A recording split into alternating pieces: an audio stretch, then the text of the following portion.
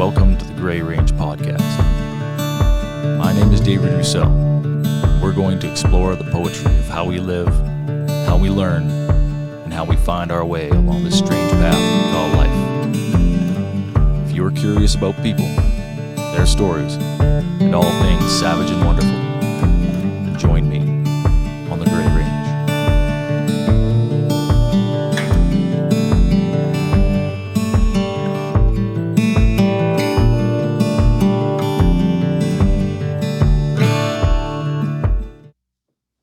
So we're live. Queued up.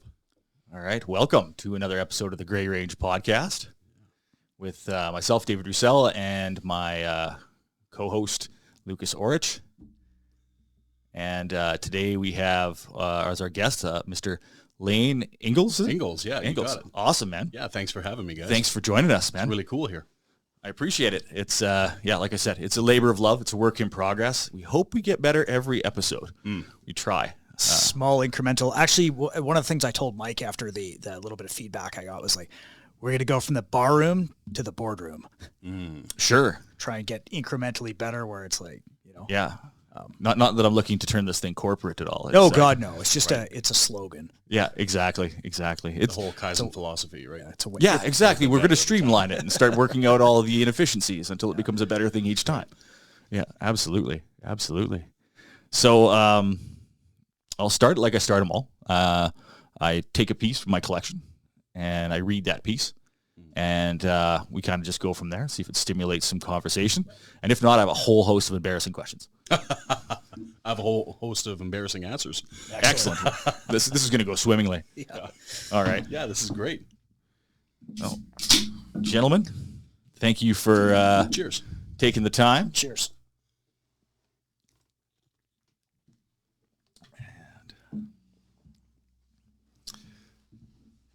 And this one's something I've been, wanting to read for a while. I think I say that a lot. There's actually not that many of them I want to read, but I get the opportunity to read them on here, and it gives it a little bit more dimension. There's a kind of a philosophy behind poetry that says the words aren't alive till they're spoken aloud. So if you write them down and people read them, that's great. But until somebody gives them life, then they're just words on a page. So how's it feel opening up your complete diary? I've been an open book my whole life. Good for you can ask my wife. I share way too much. It's like I've had to self-censor and dial it back when social media came on. I'm just like, yeah, I'm pretty much an open book with a lot of stuff. So anyway, this one's called Play. I see your struggle. I see your single-minded obsession driving you to rise earlier, run longer, lift more, fight harder. Never mind the doubters and the sedentary time wasters begging you to join them on the sidelines. You are too busy trying to make grades, make weight, make time. Their opposition is nothing because your real opponents are awake before you, on the track before you, on the mats before you. They are bigger, stronger, faster, with more money, more support, and better equipment. But you've got more heart, more hunger, and more drive. You've worked through pulled muscles, snapped bones, and concussions, bad falls, mat burns, and more blisters than you can remember. You've said more swear words, shed more tears, kept more promises, and missed more parties than anyone ever, and it will show. On the clock, on the scorecards, in the crowd's roar, on your opponent's face, and on the podium when they play the song of your people. Now, go play. Very nice. That one has some real meaning. Yeah, I can't help I feel like I stole that from Jocko somehow. Or it's kind of got that Jocko feel to it. Yeah, for me it conjured up like old school Rocky movies, right? Right. Yeah. It was a gray sweater, gray sweatpants, and go for that run. Yeah. I think it would have a different meaning to a lot of people and how they approach their grind. Sure. So, yeah. That's that 70s raising the hand in the air kind of thing in Philadelphia like that. Yeah. So I totally get that. Yeah. Yeah. And that one I think speaks a bit to the sacrifice it takes. Mm-hmm. You know, if you're going to be great at something, if you're going to be better than in the case of that piece, better than your opponent, better than the people who are holding you back, then it's about sacrifice. It's about, putting in the long hours, the early mornings, the missing the social functions, not doing the things you want to do the things you have to do. Right. And then having it all, come out on the end. But to those people that do that, that's their play, right? That's their Friday night at the bar. That's their, weekend on the couch in front of Netflix is that time in the gym or that time on the mats. It's where they get that drive from, right? This got really serious real quick, man. I love it. I think it's great. I didn't know what to expect when you were going to read that, and that's amazing. Good job. No, thank you. That was really impressive. The idea behind, the podcast itself was, to find a vehicle for some of the writing that I do, but also it's just to stimulate the conversation. Right. Thoughts are kind of living things, and here we get the opportunity through long form discussion to kind of have longer conversations rather than just a Q&A interview and all that characters, stuff. Hey? Yeah. What's your favorite color? Right. Exactly. That said, I do have a question. This is one I've been meaning to ask just about everybody that's come on the podcast, and I keep forgetting every time. But what does your perfect day look like? Like if you had a day that you had to live over and over again, like a Groundhog Day. Bill Murray. Yeah. What would that day look like for you? That's interesting. Does it have to involve Andy McDowell? No. It could. But it should involve Bill Murray. Yeah, absolutely. Ideally. Yeah, that's a great question. I often find time where I'm reminiscing about things in the sense of, we're all kind of getting to those ages, if you're within our vintage, where there's people that have passed away that have meant a lot to you. Sure. If you're like me, I've got 6 kids. So now I'm experiencing all of their firsts, kind of going up and remembering when I was their age and how important all of these little seemingly trivial day-to-day functions are. Maybe getting their first 22 and shooting it. Yeah. I was like, hey, I was about that age when I had first done it. Yeah. Or doing this. And for me personally, I don't know if I could hone it down to one specific day, but I always remember as a kid, we didn't go camping a lot in the sense of, hey, we're going to back the truck up with, the camper trailer at Sturgeon Lake, which is, for anyone that doesn't know, kind of your local cesspool of every farming chemical dumped into one spot at about 13 feet deep at its deepest. Yeah. Yeah, there's and a foam few in the deeper corners. spots, but there's some we're not known for our lakes green up here. sludge. Right. And, right. Anyways, I guess the point of it is Dad was born on the East Coast, left that family situation when he was really young. So I think he always had a yearning to be on bigger water. So he found this lake in northern BC called Williston. So he'd take us there and we would camp on the boat.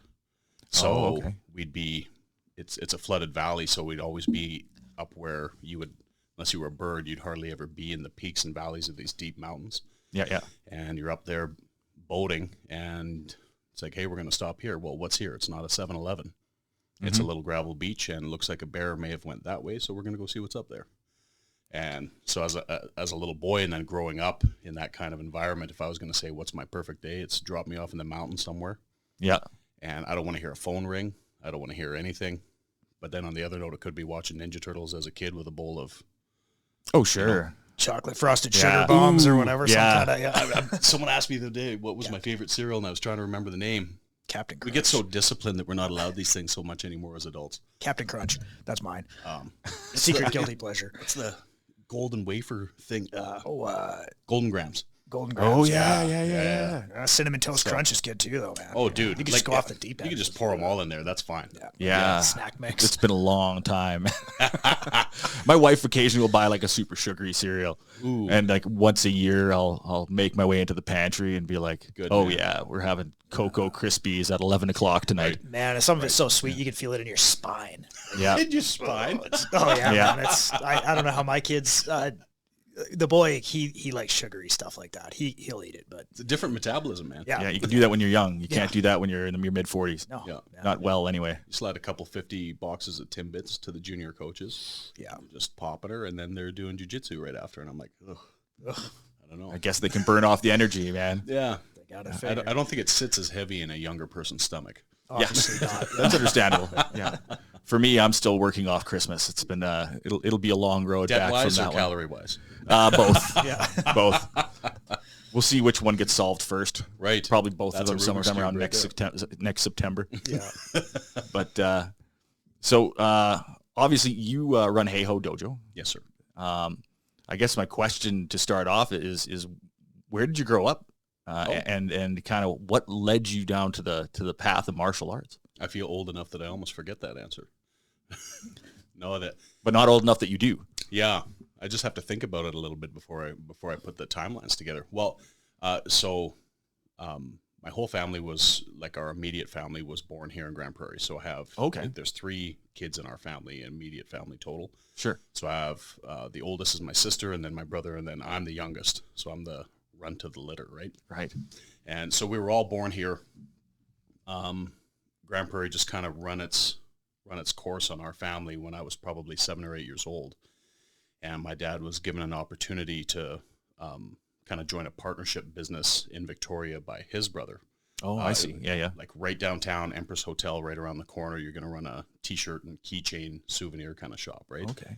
And Dad was working in the oil field, and like this was a complete 180. You're going to go from catering companies and gas and oil and stuff like that to running a T-shirt business literally right downtown Victoria. It was quite the cathartic change for me as well, going from, a small local school here. And sure. No kidding. And transported to... About what year was that then? Well... Roughly. Well... Would that have been in the 80s? Mid-80s? Like Billy Ray Cyrus and Copperhead Road were... Okay. I don't want to mention both of those too close together, but... Whatever, man. I remember, I think Copperhead Road was like every 3rd song on the radio at that time, so I'd say like 91? Okay. 92? So Grande Prairie then was still under 20,000 then, population-wise. Dude, I wish I could tell you exactly. Okay, yeah. But it was definitely a small town. Yeah. So when I'd come back for visits, I'd be like, that used to be a field. Right. That used to be a field. And like we were very rural at that time. Yeah. Like we did have that 214, what's called the MVP building now. And it was like, man, that's pretty massive structure for little Grande Prairie, but there was very little back then. And so just coming back for visits, you could see how quickly the town would grow. But yeah, anyways, we were all born here. And then Dad kind of moved us all to Victoria, and holy smokes, what a transition that was. Bit of a culture shock. Yeah. I like in our school, we fought every recess with anyone that would attack you, and basically going to Victoria, doing the same thing, but now there's metal detectors on the doors, and there's a full-time, I couldn't tell you if they're RCMP or peace officers, but kind of slightly above security that's at the school at all times. So it was kind of a culture shock for me. I'd never change it in a million years, but going there, all of a sudden you'd open, a lot of the younger generation wouldn't get this, but you open the yellow pages. Yeah. And my older brother, who trained martial arts here in Grande Prairie, but when we moved to Victoria, like the yellow pages were just filled with just about anything you could imagine. Oh yeah. From every martial arts flick you've ever watched as a kid, from kung fu to this to that to whatever. Oh yeah, that's a huge Asian population. Dude, so there's a huge amount of that culture, right? What is it, like Save On Foods or something today? And you see, like, now they have the Asian aisle. You couldn't get these foods in Grande Prairie in the 80s. No, no, yeah, no. You'd be lucky to get a jug of tar for soy sauce, let alone like kikokomin or anything nice, right? Yeah. So it was just kind of a a fairly big culture shock going there, but very cool. And my brother was big into martial arts flicks, and I was a kid, and everything that he did, I had to do. So when he's watching Bruce Lee videos and Enter the Dragon and all this kind of stuff, and it was just like, okay, this is what real life is. Yeah, is kind of how I absorbed it. So he's flipping through the yellow pages, and Jeff Speakman had just come out with a movie called The Perfect Weapon. Yeah. And of course, it's like one of those beat 'em up real men. Yeah. His master's dojo got stormed and trashed, and now it's for true vengeance. And I think there's a woman. And, there's always a love interest. Yeah. And anyways, he's doing all these cool techniques and all this kind of stuff, and we're like, what is this Kempo stuff? So my brother had flipped open the yellow pages. Turns out, like, the highest ranked guy in Canada lived in Victoria and had a gym about, I'd say, 6 or 7 blocks from where my parents' business was, downtown Victoria. Okay. So he went to check this guy out, and I soon followed. Just got kind of tagged along by the hand. So just training in Victoria is where that started. And I imagine you guys probably growing up were much like me and my brothers. Like we'd watch those movies, and then we'd beat the crap out of each other. Well, we'd practice the moves, and I don't mean like not necessarily maliciously, but it was going to happen. Yep. Well, you talk about teachers being a hard taskmaster when in martial arts and stuff like that. Well, I've had lots of teachers, but my brother's always been probably the forerunner. Yeah. And he's 11 years my senior. So at the time, 7 or 8 years old, he was 18, 19, and roundhouse kicking me in the face at that time. And I'm chasing him with the broom handle because my nose was leaking all over the beige carpet. So it was more like I would try. Yeah, but there wasn't much. I would try my whole life to get him. Yeah. My whole life to get him. And, but yeah, absolutely. There was always that in my head. I'm like, I'm going to be able to defeat him one day. Yeah. And so we train, and I get to watch him train, and then I'd get, like, there was kind of like this core group of guys at that gym that would always go to competitions and then get kicked out. So, like, if you do a soft style kata, which is like 6 or 7 minutes at a hard style tournament, like you're booed off back in that time. And there was very rarely anything more than maybe just some continuous sparring. So you'd oftentimes get kicked out if you did more than just a little bit of hard contact. Right. So, yeah, you hit a little bit too hard, or you do this, or you do that. And I was, as much as I could, I was always in tow for that. Yeah. So I was, these group of guys were the killers of the gym, so to speak, right? They go anywhere and everywhere to try to do their katas, do any of the sparring. We just wanted to see if it worked. Yeah. And that was kind of the climate that it was the comeuppance, I guess. Yeah. So training there was great. I had a couple great instructors at that place, and then a couple dipsticks. Anyways, long and short of it, kind of fast forward to the family times, we moved back to Grande Prairie. You know, economy situation fizzled out in Victoria. We came back to hometown Grande Prairie, where we have all our family and connections. Start moving forward from them. I personally chose to move back in my late teens, and my brother had opened up his own gym north of Victoria, about 3 or 4 hours, in a place called Campbell River.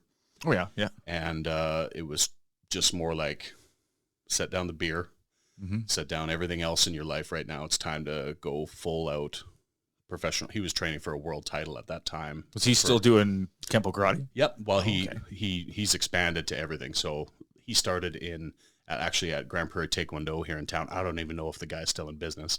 Right. I just remember being a kid, and I'm like, that's an Asian dude that's wearing a black belt that jumps and does spinning kicks. He's the man. Yeah, exactly. So, like, I'd sit there. It's a personification of every movie you watched up to that point, right? And like, he's doing it, right? And so I'm sitting there coloring the books and, Spider-Man or whatever, looking up. I'm like, yep. Yeah. That's kind of the environment. Anyway, so he had a lot of martial arts experience. I didn't do anything as a little boy here in Grande Prairie. But when we moved to Victoria, that's where he started training in Kempo. And then a guy that we brought up, or rather our head coach had brought up from Florida, his name's Bart Vale, who he was into this thing called shoot fighting. So he was already an American champion kickboxer, big Italian-American dude, right? Okay. Like, his hands are huge. You could scratch his face from like 4 feet away, kind of a thing. And tough as nails.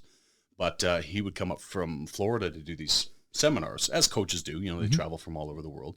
And he was introducing this like Kempo karate school into high-level forms of kickboxing at the time, and high-level forms of this thing called shoot fighting, which back then we didn't have the term MMA. It wasn't coined yet. So shoot fighting was a brand of what some people would call like Vale Tudo in Brazil, or no holds barred fighting, these kinds of things, right? Yeah. So before the coin got termed of mixed martial arts. Right, and that's kind of like your old school, what's his name, like Dan Severn, Ken Shamrock before him. Well, Those are like it's old interesting school. you mentioned that, because Bart Vale was Ken Shamrock's teacher. Oh, they okay. had a little bit of a falling out. Yeah. Okay. They were supposed to do this exhibition match, and Bart was I don't want to sit here and try to like honor someone can throw fireballs or float through a wall or this or that. Right. But Bart was Ken's teacher at the time, and Bass Rutten was apparently a part of that. I never got to meet him or anything, but like Bass in my mind is like the pinnacle. He's old school. He's a dangerous dude. Bad dude, yeah. Yeah, it's so handsome, right? Anyways, like, they were supposed to have, Ken Shamrock and Bart Vale were supposed to have this exhibition match, and Ken started going pretty hard. And Bart knocked him out with a roundhouse kick and hit him 2 more times in the head as he's kind of falling down. That's a student. He's just kind of putting him in place. It's like, hey, man, we're supposed to just have this nice kind of back and forth business type fight. Sell some tickets, kind of get it going. Things got serious. Anyways, all that I'm getting at is that this was the closest guy we could get to having a finger on the pulse of this whole, what would eventually be called MMA. Sure. This whole UFC thing. We hadn't even heard of the Gracies. So it wasn't like Japanese jiu-jitsu. The guy named Fujiwara, who, man, I hope he's still alive, hardcore, old, hard-headed Japanese dude who just wanted to fight. He was rolling on the mats with full open heart surgery, like, I don't know how long after, but I'm pretty sure the scar wasn't even healed. Oh, jeez. Yeah, like hardcore, right? Yeah. Tape can fix that. Old school. Yeah. Anyway, so Fujiwara was kind of like the head, as I understand it, was kind of like the head of this thing, and then Bart's in there, and he just kind of exposed this little club in Victoria and all of the people to it, to what world-class level kickboxing at the time. Like it would be, it's evolved so much. Like even the highest level striker, back then would get axe murdered by some of the guys that I'm seeing now. Anyway, not to go on too many goat trails here and try to answer your question. That's where we got this exposure of, hey, how do you ground fight? How do you survive in a ground fight? Right. Like in shoot fighting, those matches, there was no rounds. It was 1 30-minute round. Yeah. And I'm not sure if this comes from like catch wrestling or Sambo or WWF or whatever, but those guys. There was a lot of that catch wrestling. Yeah. Yeah. And like Carl Gotch and Gene LaBelle and these kinds of things like that. It's like super impressive human beings. But if you got a submission on, say Lucas got me in what we now call an Americana, and I was able to touch the rope, he had to let go. Right. So unless he got 5 of those, that's the only way he could win inside 30 minutes. And I don't know if anyone, well, besides Lucas here, I don't want to make any assumptions, but if you ever tried to submit a resisting man, it's quite something. It's brutal. So, and so the rule said is 30 minutes, you go nuts for it. You weren't allowed to be a part of the, let's say Vince McMahon was the CEO of this one. You weren't allowed to sign up unless you were 6 feet or over and 200 pounds plus. Yeah. So you're 5'11", 199, get to the back of the anorexia line, and let's start again, right? Not big enough. Yeah, and the Japanese people just I love think this, that's right? why, though, is because in Japan, the whole world of professional wrestling, catch wrestling, shoot fighting, all that stuff kind of intermingled, dude, for a long, long time. And you know how it's separated? Business. Sure, right? Like everything. So I won't go into the private conversations I had with some people that may or may not still be alive right now, but what was said to me is like, Laine, why do men fight? I'm like, money. He's like, yep, why else? Women, yep, why else? Politics or religion. He's like, they're both the same thing to me. So pick one of those 3 or all 3, and I'll tell you the severity of the split. That's fair. And I was like, I should probably remember this. This seems like really sage really advice. Wise. Yeah. Really wise words to that. So anyways, there was all kinds of divisions and, so on and so forth that was kind of going on there. But long and short of it, Bart had made a name for himself as this shoot fighting champion. And then we had seen him fight like Dan Severn in UFC and, so on and so forth. And I don't want to cite those as like the most amazing fights in the world. Like we have Rory McDonald and, I'm not going to be able to remember his Robbie Lawler. Oh yeah. When those guys like went at it like that, I was just like, this is the greatest fight I think I'll ever see. It's in my probably life. top 3 of all time in my mind. And I'm a Mirko fan. I'm a Fedor fan. Like I have my pet favorites, I guess, is what I'm saying. Yeah. But Yuri Prochazka fight with Glover Teixeira was pretty amazing here last year. Dude. That was one for the books for me, man. Yeah, and you just end up in a position where you're just like, holy smokes, this has come so far. And then in my mind, I kind of go like, what's it going to be in another 10, 15, 20 years? Like, where's it going to go from here? That's another story. Sorry, this is like the 8th. It's okay. That's why it's an open forum discussion, man. Right, trying to rein this back in. So that was kind of the exposure that Bart was bringing to us. And it's like, okay, well, a very high percentage of fights end up on the ground. So Kempo is more of like a precision volume striking thing. So and very self-defense, eyes, groin, throat, lots of wrist locks, lots of things like that, right? It wasn't necessarily meant to be like Krav, like an Israeli self-defense thing that had a lot of gun stuff in it or this or that. It had some basic knife stuff. It used to have some sword stuff in it, but when people stopped carrying that thing around, it just kind of went the way of the dodo bird. Yeah. Beautiful katas in it and memorization stuff. I would akin it to maybe like Tai Chi, because some of this old Kung Fu stuff just so happened to translate in there. So we had this school with so many, I don't know, like a firework going in so many different directions. Someone's like, do you guys do karate, like hard style or soft style? And the answer is yes. Oh, do you guys do ground fighting? Yes. Do you guys do stick work, knife work, staff work? Yeah, and a lot of that stuff came from... And if we don't, we'll find a dude. Yeah, that's exactly the mentality, right? Yeah. It was like a jack of all trades kind of a thing. And some of these people that we got to meet were trying to take this stuff and not build like a business or curriculum like we see a lot of the Brazilians do now, somewhat behind the scenes, and a lot of possibly the Japanese culture without trying to throw anyone under the bus. But it's like, hey, you can get your stripe if you pay. Oh, man. You can do this. I got stories for days. Oh, yeah. And I've heard some of them. All that I'm getting at is that wasn't their mentality. Their mentality is throw away what doesn't work. Mm-hmm. Now, sometimes there's drills for dexterity. I totally get that. But it was basically what works, what's the most efficient, and have you ever actually been in combat to try to realize that stress? Can your body replicate anything in that total anarchy, so to speak? Yeah. Which I think is amazing. So all that kind of stuff I got this huge exposure to. Came back to Grande Prairie. There was nothing here that kind of fit that. And when I made the choice to move back to the island, my brother had been doing this for years, and he was next up to fight a guy named August Wallen.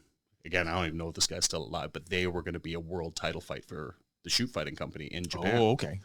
And this fight, I think, was going to happen in Florida. But anyways, for whatever reason, that kind of fell through. It might have been August's visa or something like that. But my older brother had a really prestigious title event that could have happened. Mm-hmm.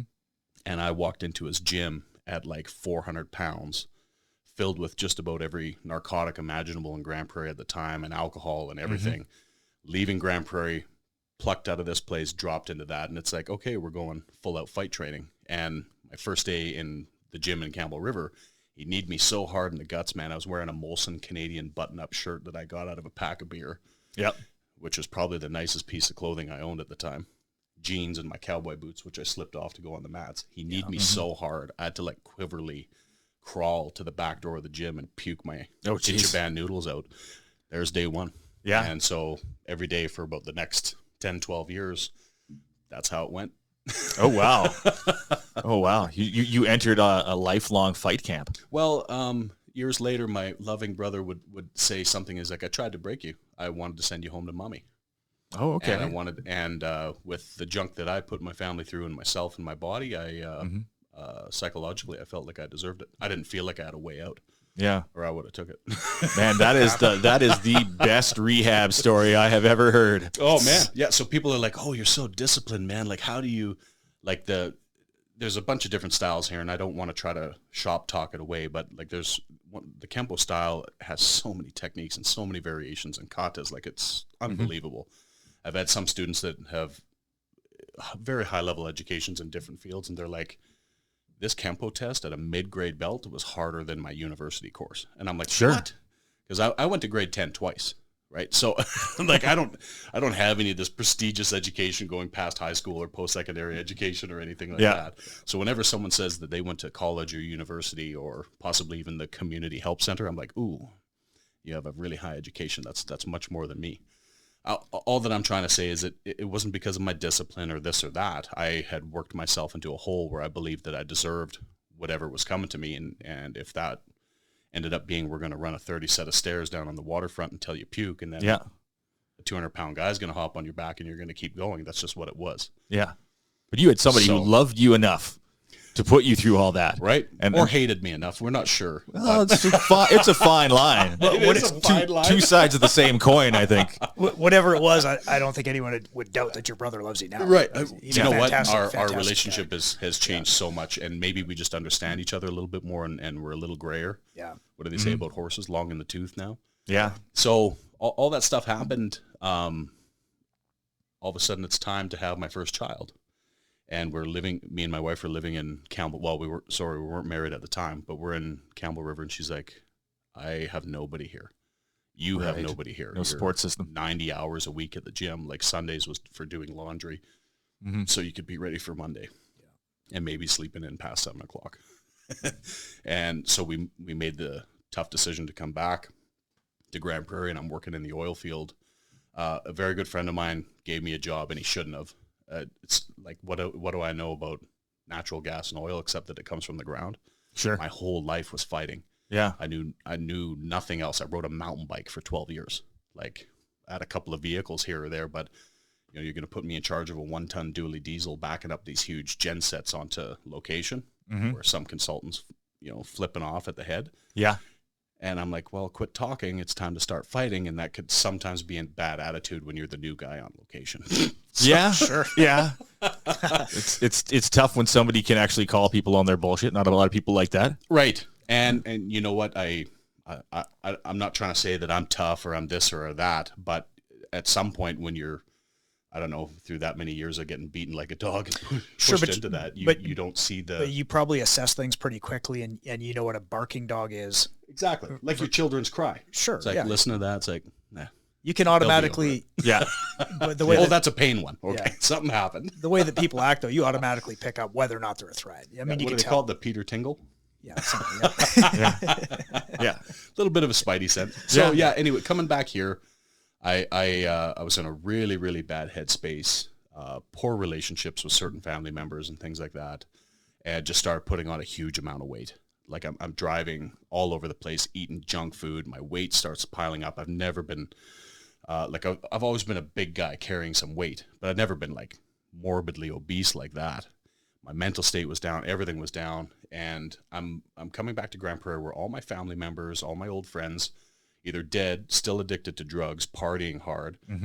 Or kind of looking at some of the other ones who got an education and now they're a welder, or now they're, a journeyman carpenter. Yeah, there wasn't much in the middle there for a long time. Like there was. I'm glad you said it. There was no spectrum in Grande Prairie. It was like either you're all in, work hard, party hard. Right. And that's where I think the majority of the people that I grew up with went down that road. Right. And then there was a few who figured it out early. Right. And they're like, okay, I'm gonna go to work. Never had that. Work early. I'm gonna save my money. I'm gonna.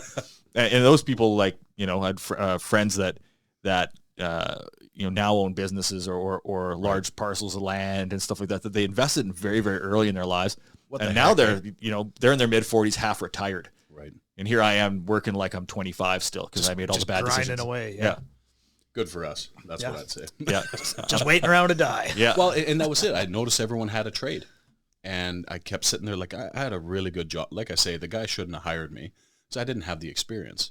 But the first day that the job was open, I went and handed in my resumes, and he had a stack of I don't know how many, but 2 or 3 dozen, I'd say. And I was the only guy that showed up. And 2 or 3 hours later at the shop, there's lots of guys walking in with a Tim Hortons coffee and a good excuse. And they have years of experience. They know about all this stuff. I don't know anything. Pretty handy with stuff, but doesn't mean like I have the wherewithal of operating a rental company on any level like that, except for we drop it off, we pick it up, we charge a ticket. Yeah, right. That part's pretty simple. Anyways, he really opened the door for me and gave me a job. And I guess all that I'm saying is I wasn't training anymore. I didn't realize how much of a part of my life that had become. Oh, yeah, yeah. And not just as a job, though. Like, I always thought of it as a job. I didn't realize how much of my life, my DNA, and how much I need to personally train to keep those things in check or balance.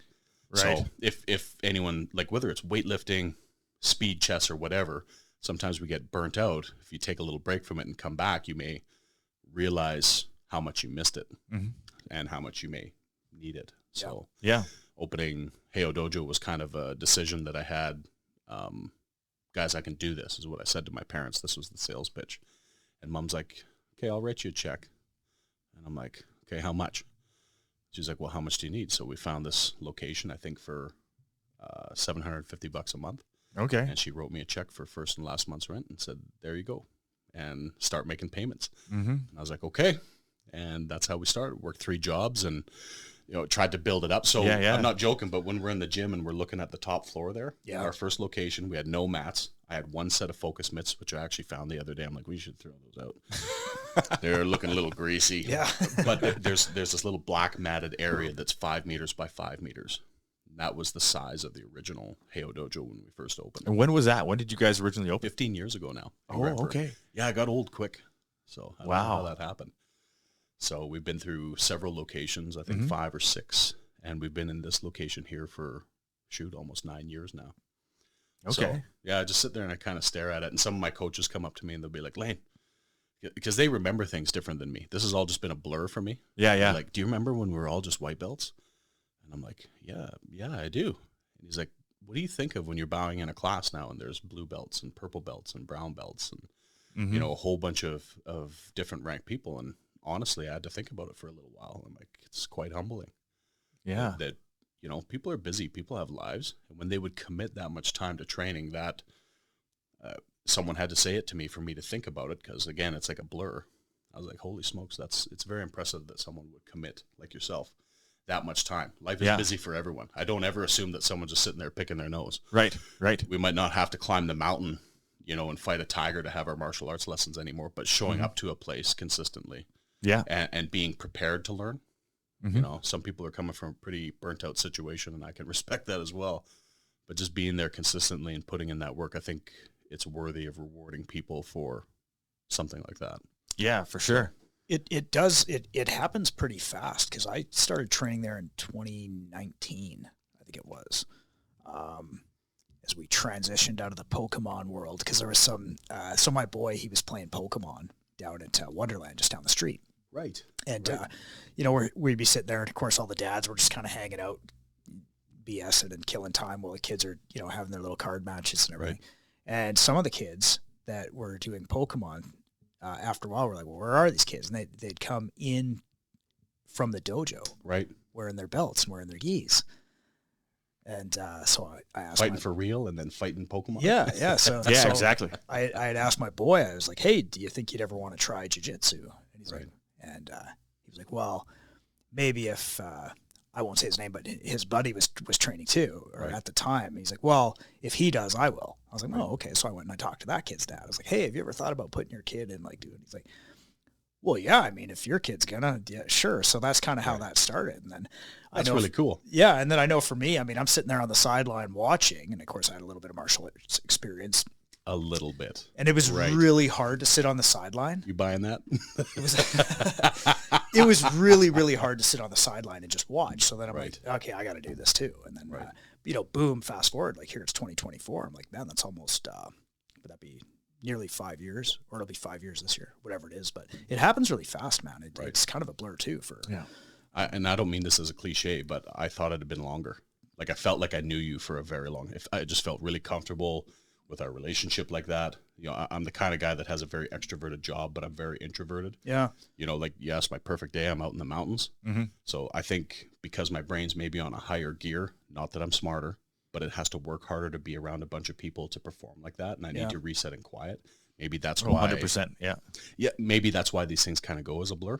But my relationship with you has always been very comfortable. Like, it wasn't like painful to talk to you. Like, some of my liberal friends. Yeah. So, yeah. Well, and there's, you got to look at 2.5 to 3 years of that in the middle. It's a blur for everyone. Oh, sure. Man. I'm glad you brought it up. It's absolutely. It's a pretty nebulous time to think about what you did day one of pandemic to day, 700. I think now that we're 2 weeks to flatten the curve, eh? Yeah, that was a long 2 weeks, right? It was kind of funny, because actually, sort of also what brought that on, one of the reasons that I decided to start training there, is the world was shutting down. We couldn't go anywhere, we couldn't do anything, and so we couldn't go to Japan anymore. We couldn't travel out of province to go to seminars and train. Right. Mm-hmm. And I'm just thinking one day, I was like, man, we have black belts in town. Why don't we just train with these guys? Like, why are we traveling? Right. Why are we flying all over the world? Yeah, it's cool. It's a lot of fun. And I love it. Absolutely. But I was like, we have guys in town. Why don't we just train with these guys and see what's up? At least check some people out, right? For sure. Like, what are we just going to stop? So you flipped the yellow pages open yourself. Well, kind of, in a way. But it was more that, so where I was training at the time, I was the guy. Right. But I'm... that gets hard sometimes. I need to be a student. That's where I shine, because I have to be learning to keep myself sharp. Because otherwise I'm like, I just feel like I'm making it up. Almost like not quite imposter syndrome, but I'm wary of, like, I don't want to just keep teaching the same thing over and over. Like, I need new material all the time. Well, if you're being real, that's what it is. Yeah. So 100%. Really something that I figured out myself. And so after a short time training in your gym, I remember suddenly everything was shutting down, and I'd only been there for, I don't know, a handful of months. And you're like, what's the statute of limitations on all that? Oh, I'd say it's all over. F those guys. You say what you want. But I remember...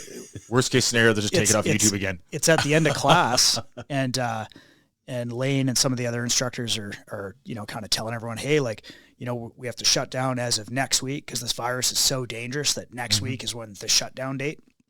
Right. Like, it wasn't immediate. It was like next week. Yeah. And doesn't that seem so weird now looking back? Anyway, it does. Sorry. It's weird, but then Laine, he's like, hey, and he waves me over, and I'm like, hey, what's up, coach? And he's like, we're not really shutting down. We're going to do an underground fight club, basically. Do you want in? I'm like, yeah. Like, of Yeah, course you I'm couldn't sell anything to him any better than that. So then I didn't know how to sugarcoat it. So No, that's how you sugarcoat things for Lucas. it was completely plain words, and I was like, yeah, I'm in. And that's what we did. We started training in the basement. So instead of upstairs, Right. we went in the back door and we trained in the basement. Man, it was the time of my life. It was so much fun. Yeah, there you go. It was different. It was brutally hard. Yeah. So yeah. What a weird time. You know, I remember, you know, when the thing first started, I had no idea what was happening. I really had considered, I'm like, is this the virus that, you know, wipes everyone out? Well, I think we all thought that. How they were selling it. Yeah.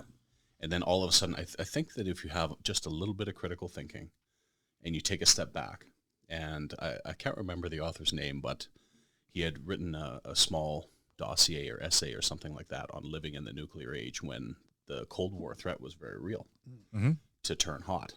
And he's like, what are you going to do? Are you going to live your whole life in fear? Or are you going to get up in the morning, you know, brush your teeth, you know, wake your kids up, make them breakfast and go on with your life? Is sitting under a desk going to stop the nuclear bomb from going off if it's anywhere near you? Right. Like, if you really think about it. Yeah. And so I without the data, I had a choice. I'm kind of going like, I can't live like this. So regardless of what's going on, if there's people that would choose to train with me, I need to continue. Mm-hmm. And so then I had a bunch of ethical things and some, I wouldn't necessarily say partners in the business, but people that I respect that are involved. Yeah. And I had a bunch of things that I had to weigh. And a lot of that was my own ethics, things that maybe I'd say this, if I was going to make a decision in the sense of like, hey, I'm going to carry this book at my gym, I don't take that lightly. I would consider it to 3 or 4. I'm a fan of Peterson. He's like, most people only have arguments to a level of 4 counter arguments. So at least have 6. Right. So I try to have this thought process that's like, I don't want to have a superficial opinion on anything that's going to involve a decision I may make that would involve my clients or students or my business or my family. Yeah, you're responsible for people. Yeah, and trying to forward think like that, I'm going like, I can't live like this, and I'm sure that there may be other people. And then as the data starts to, you know, to come out like this, it's like, what did we just do? What did Klaus Schwab want? You know, like, without going down that rabbit hole, I'm just like, I won't. But we had a lot of people in the area that are involved in an authoritative capacity, might be the best way I could say this. Yeah. That I didn't want to put in the middle any way, shape, or form. 100%. Yeah, you don't want to give them a conflict of interest, right? Exactly. So, and I was stunned at who was training with me. Yeah. It was all the same goons. Yeah. Yeah. Well, martial arts schools, So- gyms, like there was a lot of really healthy places Right. that didn't want to shut down, that they tried to Right. shut down. And these are the places where people stay healthy, either psychologically, spiritually, Right. physically. Right. And they're saying, well, you keep the Walmart open, but close all the gyms. Yeah. Well, and that's why I'd have to take my hat off to Ralph Bergman at Champions. And he, it wasn't for any bravado. Like, some people took this as like a virtue signaling thing. They'd pick one side of that fence and then go hard on all their social media. He was standing up for what was right. Sure. And having some conversations with him about that and just understanding about what's going on. I'm like, there were people out there that inspired me because I had no idea what was going on in the beginning and no idea what to do that was the right thing to do. So when people actually started posting about it with the actual data, Yeah. that reasoning part of my brain that would make decisions to 3 or 4 levels of argument, all of a sudden I could arm myself, not just make some kind of arbitrary decision based on my feeling. Right. Rather have something factual that I could argue in a court of law. Now all of a sudden I'll go to war. It doesn't matter against who, what, when, where, how. Yeah. But now I can dig in. So, and those weren't always evident at that time. But yeah, what a weird time. Yeah, but we made Can it. we even talk about anything in a casual conversation without bringing up that I don't think so. I think period it's, of our life? I think it's one of those things that's kind of it's scarred our history. Well, I think it's important to talk about it. Yeah. There's I read an article here about a month ago where there was a reporter who was noticing that a lot of people who had been, especially journalists, who had made kind of their bread and butter on this pandemic and on this, Right. I don't want to use the word Right, specifically does pay fear mongering, Yeah. but they had kind of gone to this this way of writing and talking about the last few years as if it didn't happen. And a lot of people Seems who reminiscent of some other, anyway. Yeah, and Father Orwell.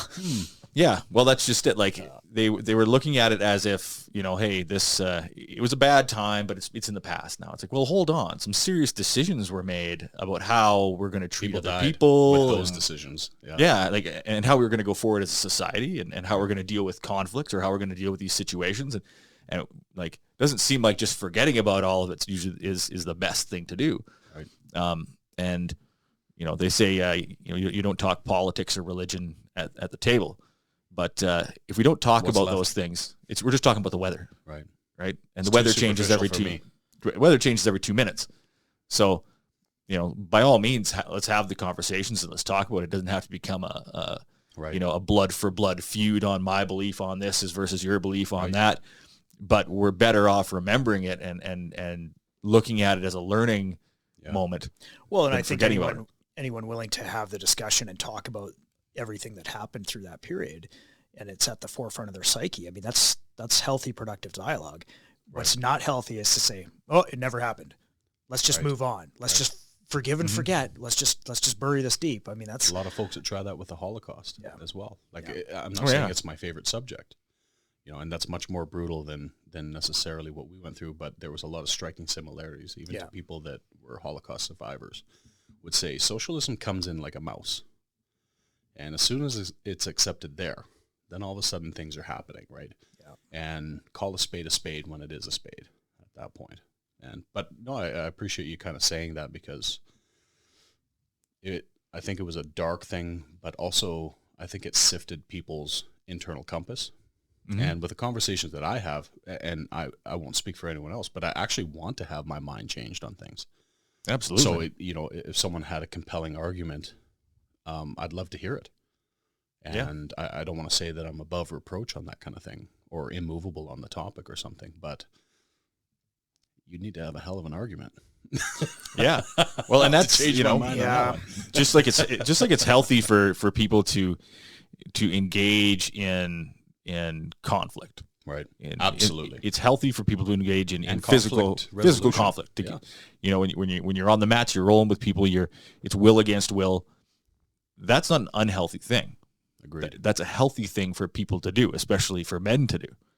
And for people to test their ideas in the arena of ideas is healthy as well. When we sequester our ideas, or we sequester our martial art over here, and I say, this is the best idea or the best martial art over here, I'm not going to tell anybody, because if I tell you, I'd have to kill you. Right. So we know what that is. Right. We know immediately it's bullshito. Right. We know it, because everything else is going on those stories. Everything else is tested in the open forum now. Ooh. Right? Yeah. Everything else is tested in the open forum. Right. Right. So if everybody else is showing up and putting out their 2 cents, and we can do this as adults, and it's not going to become some huge ego-driven war, then we're going to be better off regardless, even if we never agree. I think so.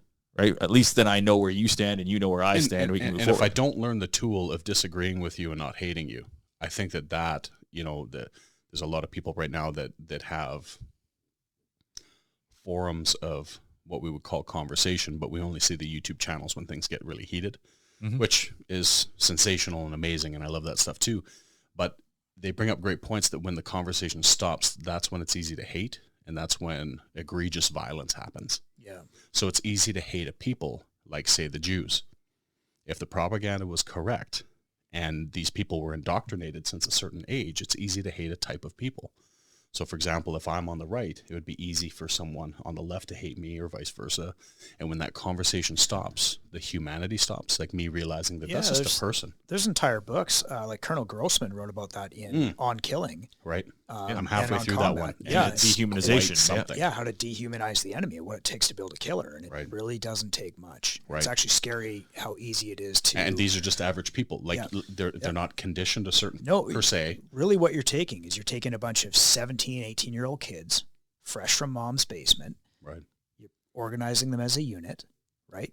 We're all going to wear the color green. And those guys over there, those are the bad guys because they don't look like us. They don't talk like us. They don't smell like us. And it's pretty soon. It's like, oh, okay. Well, they might look, talk, and smell like you and just wear a different color. Well, or it's that, right? But it doesn't take much to point that in a direction and sharpen it. So it's. So to steer things back on track a little bit, because I forgot where we were. Jiu-jitsu. where did jiu-jitsu start for you? Because I was before you answer that directly, I was going to ask sort of the same kind of question. Like when you were in your brother's gym, like before you came back, were you guys doing kickboxing and jiu-jitsu kind of along the same vein? And then when you opened your gym, right, when your mom stroked you a check for first and last month's rent, did you already have an idea of like what you were going to be teaching? Like I was a hot dog salesman, and everyone wanted hamburgers. So guess what I quickly became? So in my head, what I wanted is I just wanted to teach a little bit of this Kempo stuff. I didn't want to get into MMA. I didn't want to get into like Nogi and Muay Thai and all that stuff. And in my head, the only reason I didn't was because my brother had went through a very serious lawsuit. Some dipstick, my brother was demonstrating a certain leg lock. Demonstrating. Oh, okay. So he's demonstrating it very tight, but there's no sparring or movement or anything. And this guy ended up twisting out to try to prove that it didn't work and tore his own knee from the position. Right. So we could almost call it like a seated lace ashigarami if we really wanted to get technical with it. And which is kind of interesting because there was another fellow that had the same knee injury in that town. And again, I'm not going to name names, but his dad was the bigwig lawyer of that town, actually somewhat of the North Island. Guess who never decided to sue? That person. Right. But this dipstick, and there's so many things I could say about this, and I'm going to bite my tongue a little bit. This guy who had been over to our house for dinners, family events, kids' birthdays, trained for years, walks in the gym, hands my brother these papers to be served. It went to Supreme Court. Oh, wow. Yeah. Well, and at the time, MMA wasn't called MMA, and NHB for those interested, no holds barred. Yeah, well, even like the UFC, like there was like when I was growing up, there was like 3 things that you could get on VHS that no one talked about. There was porn, The Faces of Death, and UFC. That's right. And that like blue videotape like would circle around like you'd go to school and who's got the tape this week, right? And then, like we're getting the tape this weekend. And you'd watch that first UFC stuff, right? It was so underground and so new. Nobody had ever seen anything like it on Some mass. people didn't even think it was real. Yeah, exactly. They're like, is this just really good acting? I'm like, yeah, his tooth cracked in half. Yeah, some pretty good prosthetic teething. Yeah, exactly. He just took 37 elbows to the nuts. He's probably faking. Obviously. But there was a lot of communities that, that it was so on the outside of what people thought of as normal. Right. That any sort of reference to it, especially in Canada, we have really weird ideas about, nationally, especially litigiously about contact sports. So that's unfortunate. So and did that kind of colored your idea of what you were going to teach? Well, I think what it was is that, like, stemming back to that, the lawsuit was a big thing, and I saw what my brother had to go through for that in a completely arbitrary and ridiculous thing. So I'm like, man, if I just teach basically kata and stuff as a part-time job, just start this little gym, whatever, who's going to get hurt? Like nobody. And then maybe I can have a nice bamboo plant in the corner and whatever. I never thought of it ever being like the full-time, full meal deal gig or anything like that. So it was just me. I don't even think I had a desk or a chair. We had no mats. I took the little bit of money I had ordered from this company, these little focus mitts that I had, and we just started Kijiji Ed. And my very first student was Rachel, and she was a hairdresser at the mall. She's like, hey, can I come to the class? And I'm like, yep. Nice. And she's like, I'm never leaving. I'm going to get my black belt. And Rachel, if you listen to this, I'll hold that against you. Not for real, though. But she had moved back to Ontario to take care of some family members and stuff like that. Because her whole thing was like, Laine, why do people leave? Why doesn't everyone get a black belt? I'm like, well, Rachel, we'll talk about that maybe in 3 or 4 years. Yeah. Anyways, injury happens, life happens. Sure. Things change or whatever. But it was really humble beginnings, especially for myself, trying to go back into this and get rocking at that time. But to kind of answer the whole jiu-jitsu thing is, so if you're at Jody and mine's gym, Campbell River, and then eventually Nanaimo as well, you could walk in, you could choose to come to group classes or private lessons. Mm-hmm. And in either one of those situations, like of course there was kids classes, but in either one of the adult group classes or private lessons, you could choose to do like Tracy's Kempo, like this more traditional self-defense kind of stuff. It would be no-gi jiu-jitsu, almost always MMA, mm-hmm. or you could do a striking class, which I'm reluctant to call it Muay Thai only because a lot of like Raymond Deckers, the guys from Holland, and a lot of the adoptive North American strikers now use a significantly different style than say original Thai. But now the more, if you watch like Rod Tang or one of my favorite fighters, Bukau, any of these like high level strikers, mm-hmm. they're not doing old Thai style either. No, not anymore. They're all moving their head like what the Dutch and the Holland guys started to do, mm-hmm. and more like Western boxers and stuff like that. Like it's almost like this hybrid. So I'm only reluctant to call it Muay Thai because there's some guys like say the Mike Miles clubs in Calgary and stuff like that, which I'm not trying to take anything away from him, but the sport evolved.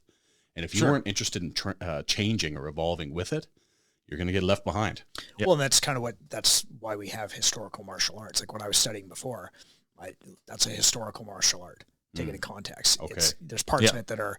I like how you're putting that. That's a good point. They're arguably 1,000 years old, and so you got a bunch of white guys studying Japanese martial art and learning sword kata and forms or learning historical weapons, naginata, rokushakubo, all this stuff, or learning these old school wrist locks and all this old school Japanese stuff.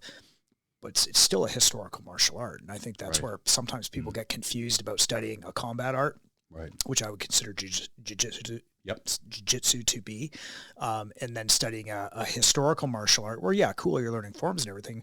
And some of that will trickle over into the street. Like, you can apply it if you have the right mindset. I mean, we sort of proof tested a lot of things too, much like you guys are like, well, does it actually work? Well, I don't know. Try it for real. Let's find out.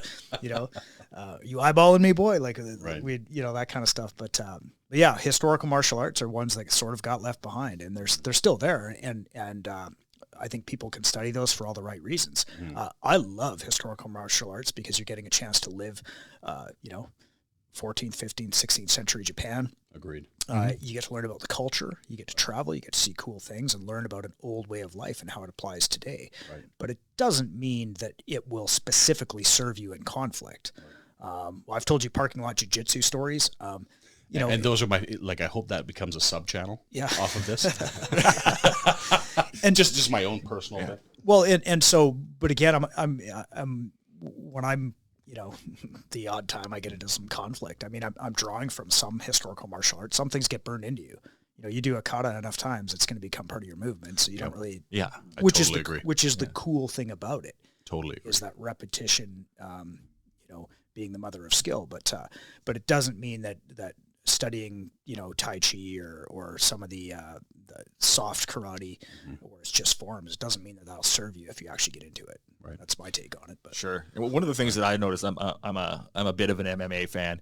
I do like watching. One of the things I've noticed is, especially in the last 10 years, like as these pure MMA gyms are kind of proliferating everywhere, and you're getting these fighters that are coming up that, they're starting these gyms at 9, 10 years old. Right. And they're in there for 10 years before they're, getting into some semi-pro or some pro fights. And they're learning, they're learning Muay Thai, they're learning wrestling, and they're learning jiu-jitsu and a little bit of boxing. Right. And a lot of those are all kind of the same sorts of lineage. And they're really, really effective. But the strategies in which they're employed are all very much the same.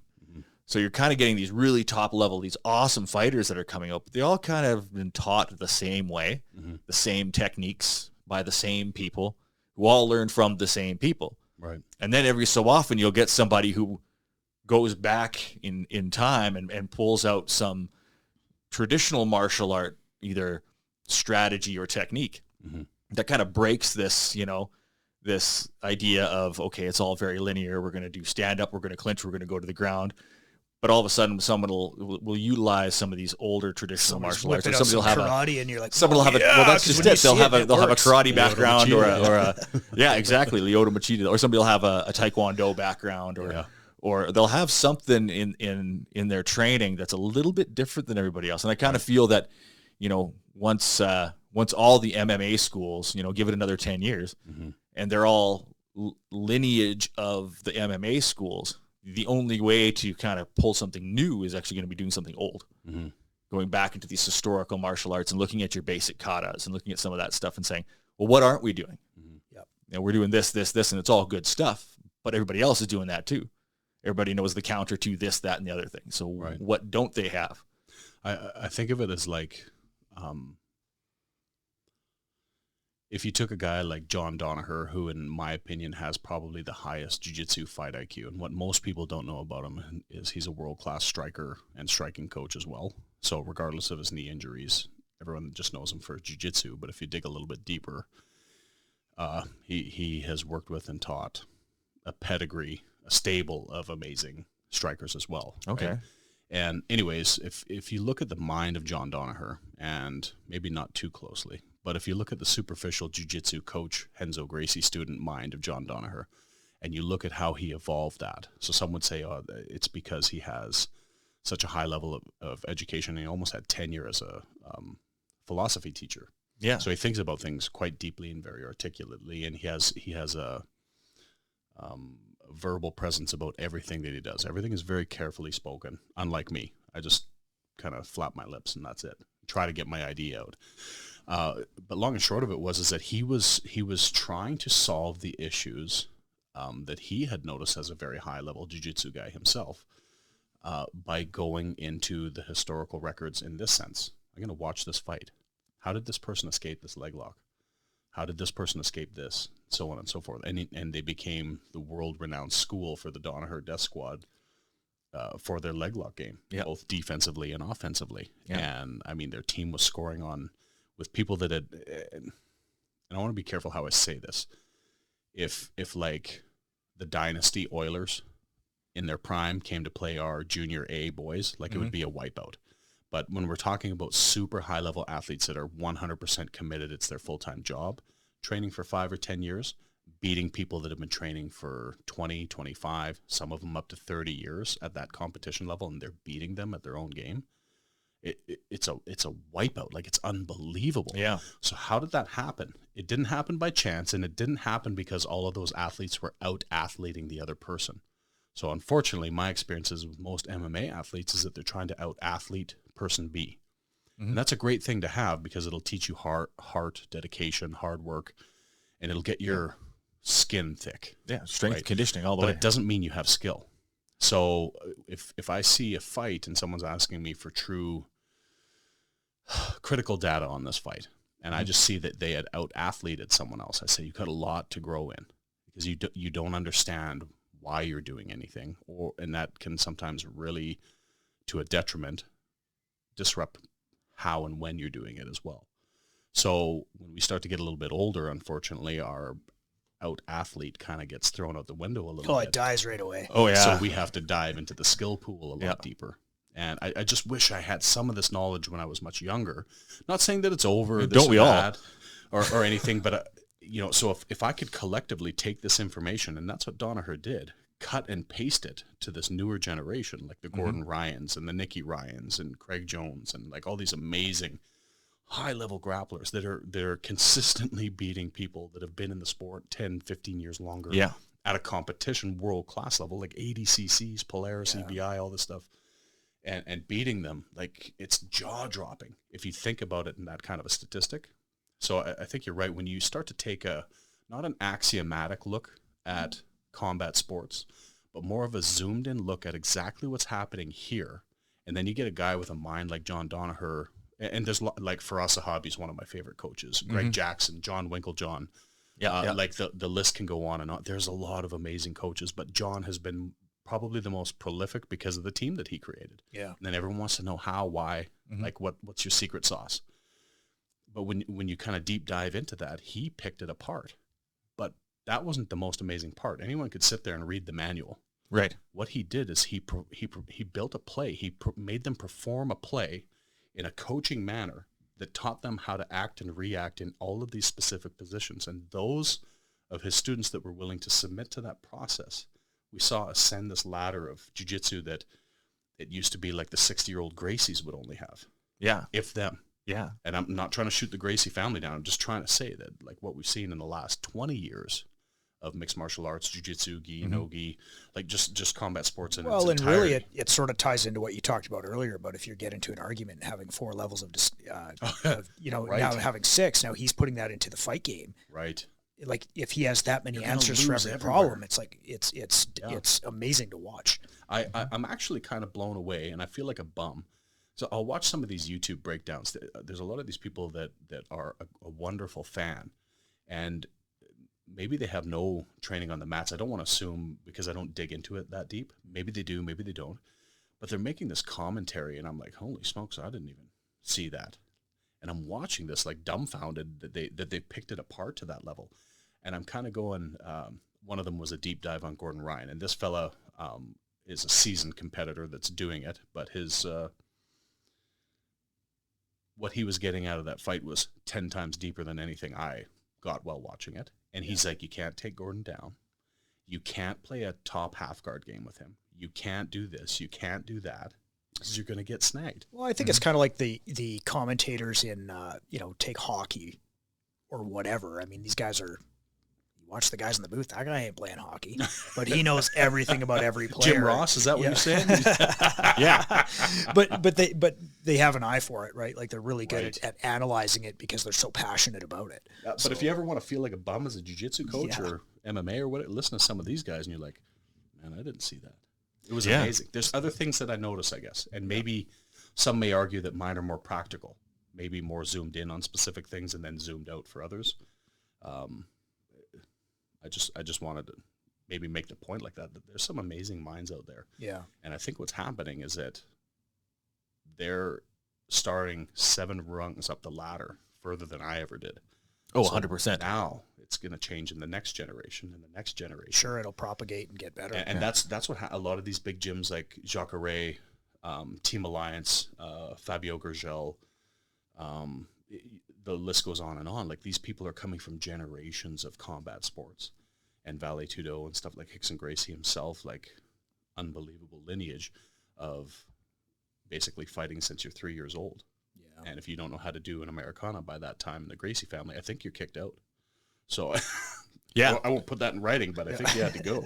At that point. Yeah, for sure. Yeah. So like you have this generational, the only thing that I might be able to akin it to living and growing up in Grande Prairie is we have generations of hockey families. And you know what I know about hockey is that it's played on ice. Yeah. Like that's a stick. Bunch of dudes chasing a piece of rubber. That around. guy looks weird. Always left-handed. Yeah. Okay. all this kind of weird. All that I'm saying is that we have this generational thing here around hockey. Yeah. And if you zoom out a little further, we have farmers that are generational farmers. Oh, yeah. The intelligence that they have around their land and how they use it and how they plant it. And like 100%. Kind of yeah. There's a whole bunch of generational like those guys generational knowledge. Yeah. Right? And I guess that's kind of what I'm saying with that is that, these kids are learning hockey, all this kind of stuff that just blows my mind at such a young age, all these important lessons and whether they engage into it or not, I think is kind of up to them or their brain maybe. But being in a position where I'm excited to see where it goes.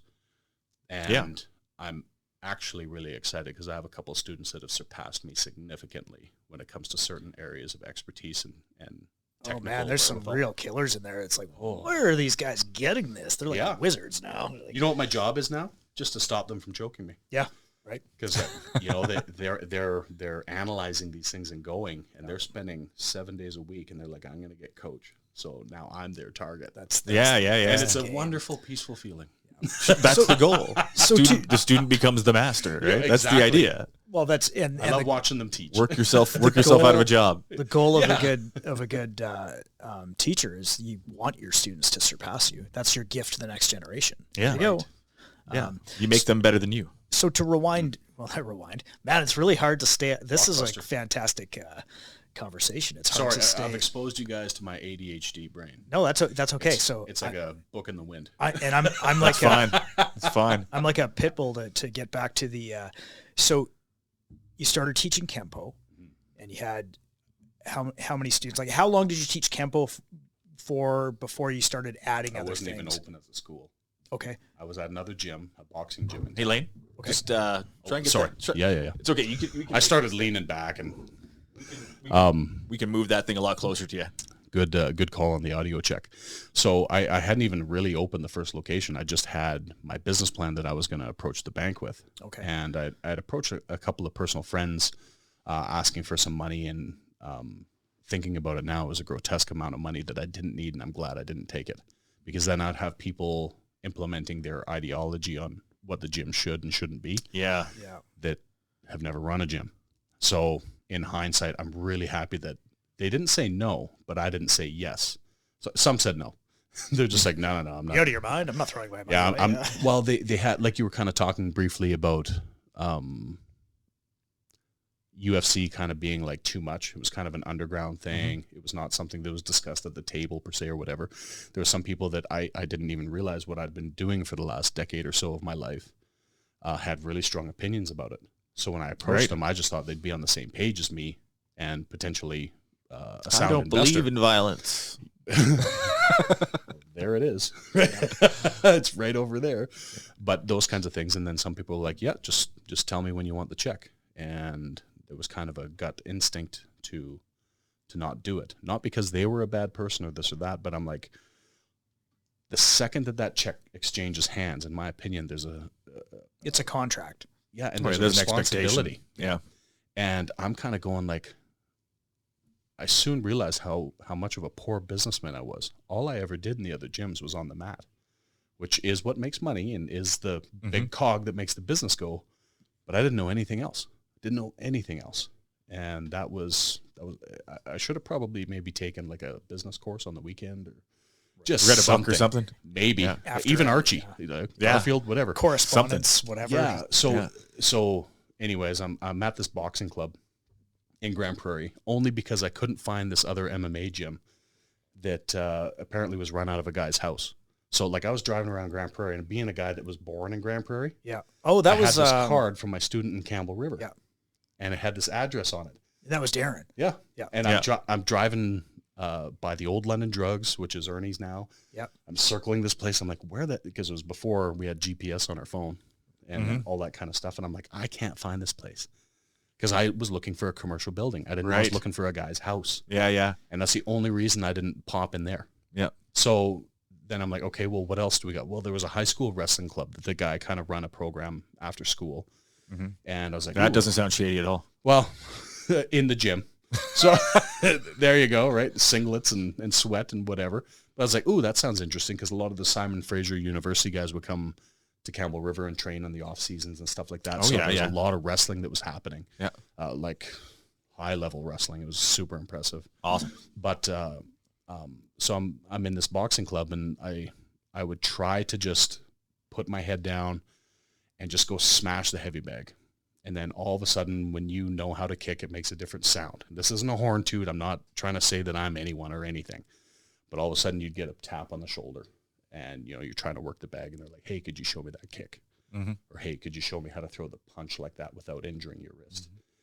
And it soon kind of became one of those things. And not that it was a huge annoyance. What I actually realized from it is that, I love teaching again. You got something to teach. Yeah. And then there was, I think, the cheesy like blue fold out mats that every school has? Yeah. They kind of Velcro together.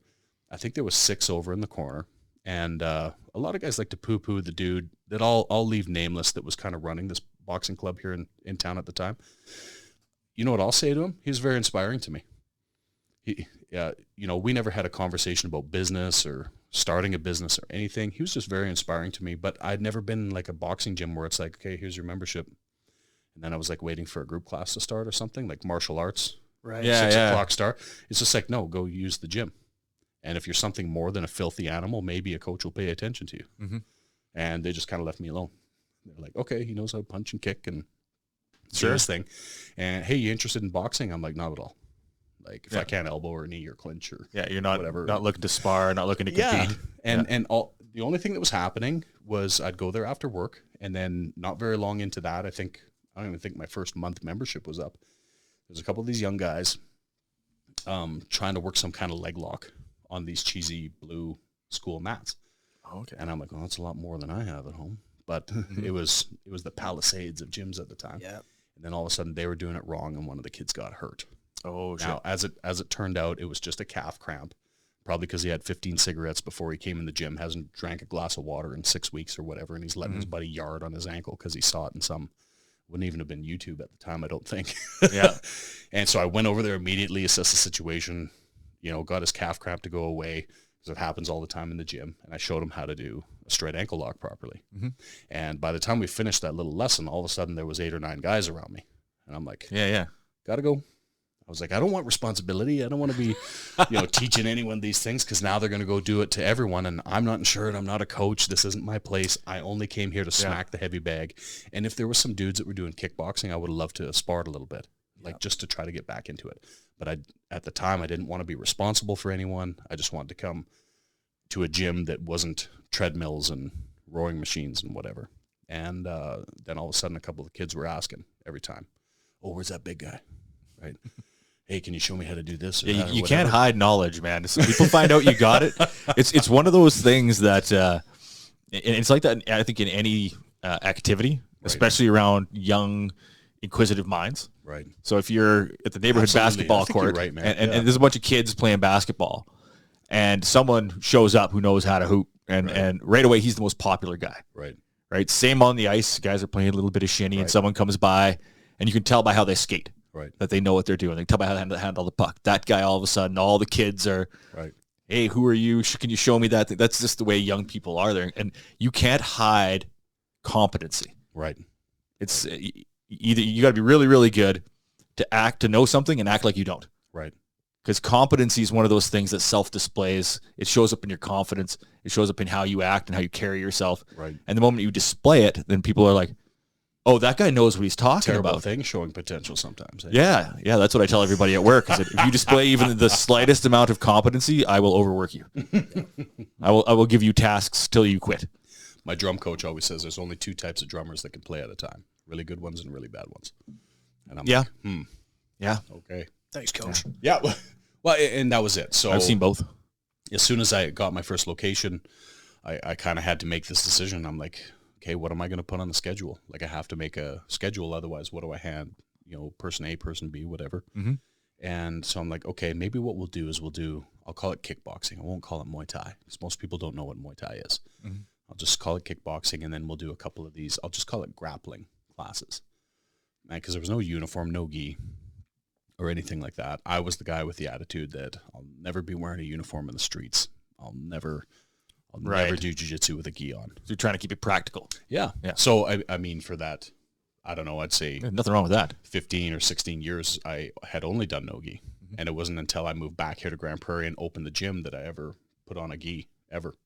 Okay. And I remember my first actual lesson in the gi, someone put me in spider guard with wrist grips. Mm-hmm. I just sat there. I'm like, what is this?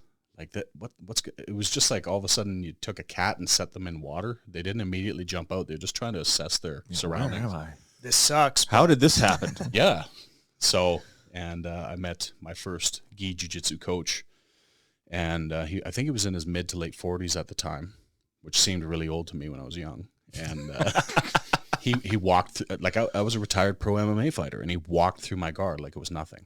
Right. And like I was extremely overweight at the time and out of shape or whatever, but if I had to throw down, I could. At least that's what I was saying in my mind. Right. And he just walked through my guard, and I was like, ooh, okay. I think I better take the time to drop my arrogance a bit here, put on the gi, because that slows everything down with the grip. You make a half-inch mistake in the gi, you're going to get swept. Yep. You make a half-inch mistake in no gi, you can come back. It's very scrambly, right? Yeah. Mm-hmm. So it really, I'm not saying any of these guys are slow, but you are playing a much slow, methodical, more dangerous game at that point, and it will make you articulate. Yeah. Whether you like it or not. Yeah, I think there's a reason why a lot of the traditional martial arts, like gi jiu-jitsu, where it's taught that way, coming from Japanese jiu-jitsu. There's a reason for it. And of course, that reason might be because in the day, everybody wore kimonos. Right. But there's a reason for it. Right. Show up in a uniform. Yeah. And most people do wear jackets and coats and hoodies and whatever else. I mean, people do wear clothes. Yeah. We're not all Greek wrestling naked. Right. Right. Like, so I think both definitely have their place for sure. But yeah, that's very, very interesting to find you. Not a lot of people go that path from no gi to gi. It's almost always the opposite. Yeah. So, but I was arrogant and I had an attitude about it, and I needed to be taught a lesson. So I didn't realize that I had a little bit of a boundary when it came to martial arts teachers. Beat me and you will be my teacher. Okay. It's fair. Yeah. So I applied that to my first jiu-jitsu coach, and it happened. So all of a sudden we had to up the ante a little bit, and it became a really good learning process. But kind of moving forward from there, that's where you can kind of get into the politics of how some people want to operate their affiliate gyms, affiliate memberships. Business can get really sour really quick. Yeah. And I'm lucky enough that through some of my coaches who would travel a heck of a lot more than me, would run into people and then, Laine, you got to meet this guy. You got to meet this person. I was lucky enough that early on into the gi jiu-jitsu community that I found some really rock solid people and not just toxic people that I don't want near my gym, near my students. And they could know the greatest jiu-jitsu in the world, but if you wouldn't leave them alone with your kids, why would you ever let them in your gym? Yeah, and so one of the things I noticed, in my short forays into martial arts is that there's a lot of cults out there. Oh man, and they all want to claim you, right? Yeah, there's a lot of cults out there. People want cults to attribute personality that to like old martial arts or traditional martial arts for a blanket statement. It's not, man. No, totally. It's a modern thing. Heavy into that. Yeah. Heavy. Yeah. I better watch my back now.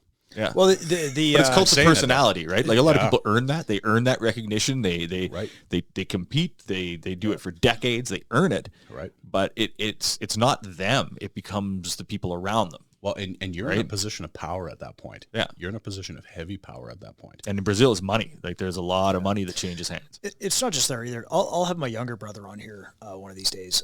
But even in Wing Chun, I mean, he's a gold sash now. Actually, he's rolling jiu-jitsu now. Yeah, you told me another guy that came from a historical background, like Jeet Kune Do, this and that, did a bunch of cool things, traveled a bunch. But even he's got some adventures too, much like the rest of us, where you encounter these personalities where they demand your loyalty and your fealty almost. And what do you mean you trained at that guy's gym? And like a lot of that weird kind of like wanting to exert that mental control over your life, and it's pretty messed up. So that's just something that kind of goes with it. I get being loyal. Like I've listened to the Beach Boys, be true to your school and that kind of stuff. And I get that. And everyone's trying to support things and so on and so forth. But if you're caught in the mentality where growth is limited by the doors of your gym, you're going to kneecap, not just your students, but yourself at that point. Yeah. So I think that the only way to true ascensions is to, like, even the Thai cultures had this, I don't know for how long, but they would get together like once a year and have a summit, like all the top, I don't know if it's pronounced Archon or Archon, because I've heard different pronunciations of master at that point. Yeah. But they get together and share ideas on how to train their students as a collective. Which is cool. That makes sense. Yeah. Yeah. And it does, one of the things like, I wonder if the Thai people know anything about boxing and maybe getting together and sharing those ideas. Or about conflict in general. Right. Well, I think is for Taiwan us, close? Is that what you're saying? where all those years of training, we always encouraged everyone to go and cross train. Oh, go like guys would be like, oh, I heard there's a knife seminar, or oh, there's a boxing thing, and we always encouraged people to go and do it. So for us, for the most part, we had this cool culture of like, we weren't super stuck in a rut. Guys would go out, train, they'd come back, and with the attitude of like, I'm going to show everyone what I learned. And we were all like, yeah, cool. This guy's showing us everything he just went and learned. So we got lots of exposure to a bunch of different arts and different ideas all the time. So we didn't really get stuck in that same rut per se that a lot of other. That's a cool attitude. And hopefully you fostered that.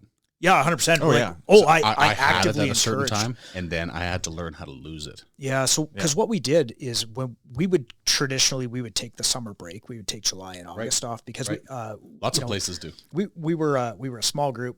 We had 10 or 12 guys at the most, and it was kind of a rotating cast of characters. So it was really hard to get all. Yeah, your core 5 or 6 or whatever. Your core guys that could make it quite a bit, and guys on shift work and stuff like that.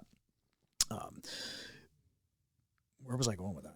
We took the break in the summertime. Oh yeah, we took the break in the summertime. So I would tell everybody like, hey, do yourself a favor, go take a kung fu class, go take a jiu-jitsu class, go to a boxing gym, go take a gun class, go take a knife class. Like everybody go do something. That's your homework for the summer. Go and train with some other dude and learn something. Right. Just so you're not drinking from the fountain of whatever I have to offer. Because it's not, I might be kind of leading the group, but it's like I don't know everything and I know it. So you guys got to go out and experience other things. And I think that always paid dividends for our group. I think we had it was there'd always be somebody would where did that come from though? For you.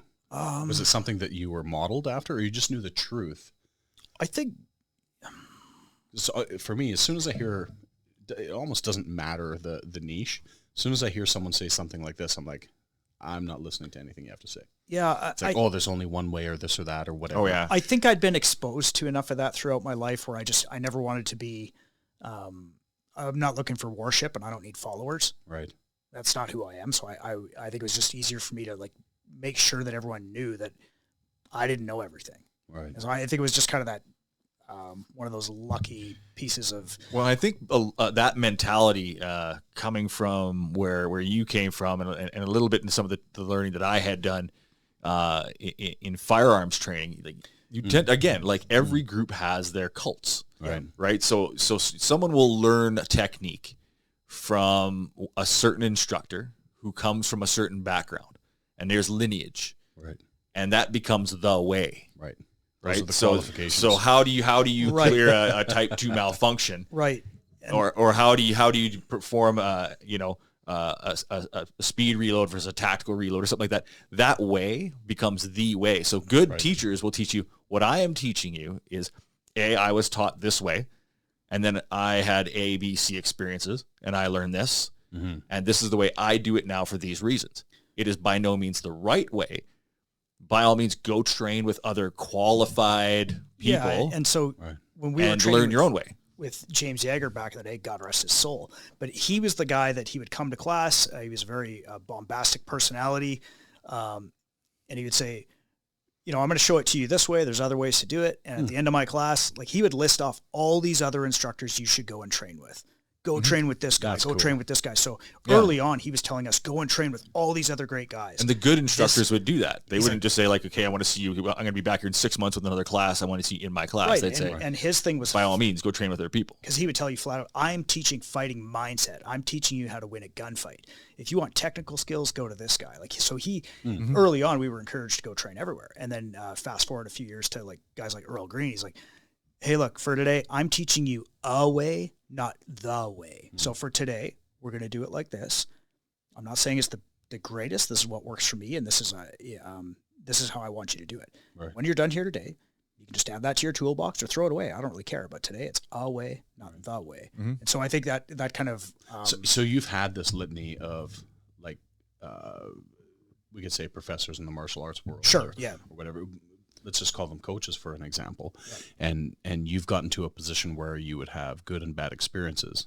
Yes. Maybe the material was good, but if the deliverer was poor. Oh man. Yeah. Or vice versa. And maybe the few occasions where they were both good. Sure. And then also had the privilege, I guess if you want to call it that over the years. So in the, I'll just call it what it is, in the Bujinkan, you go to some of these seminars and, man, you're there for the circus. You're watching, you're there in a room of 100 people or whatever it is. Maybe there's only 50 or 60. And some of the guys are really good, and there's some really good guys out there. Right.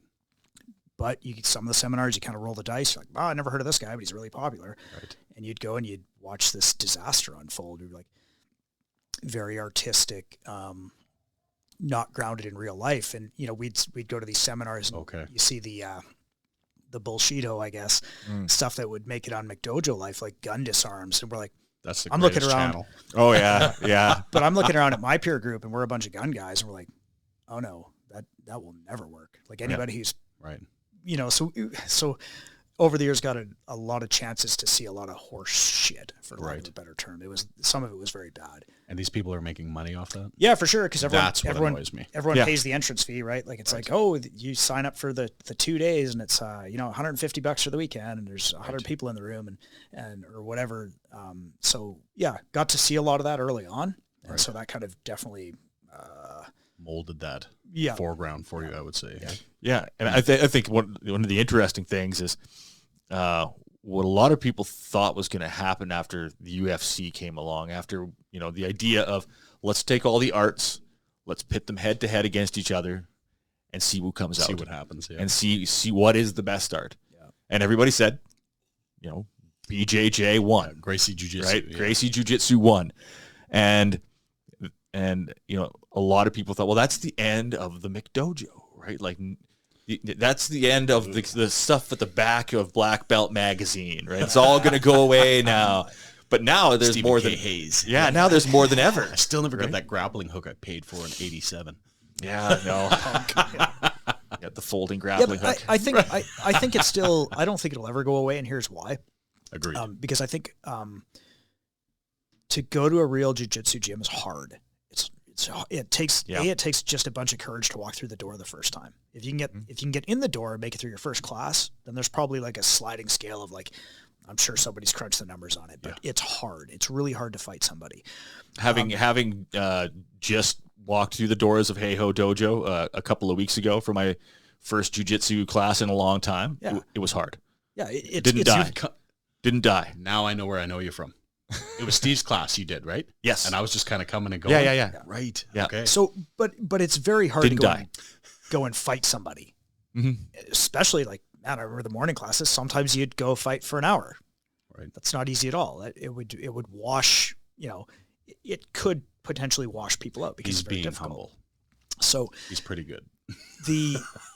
I have no doubt. My point being is there these schools that are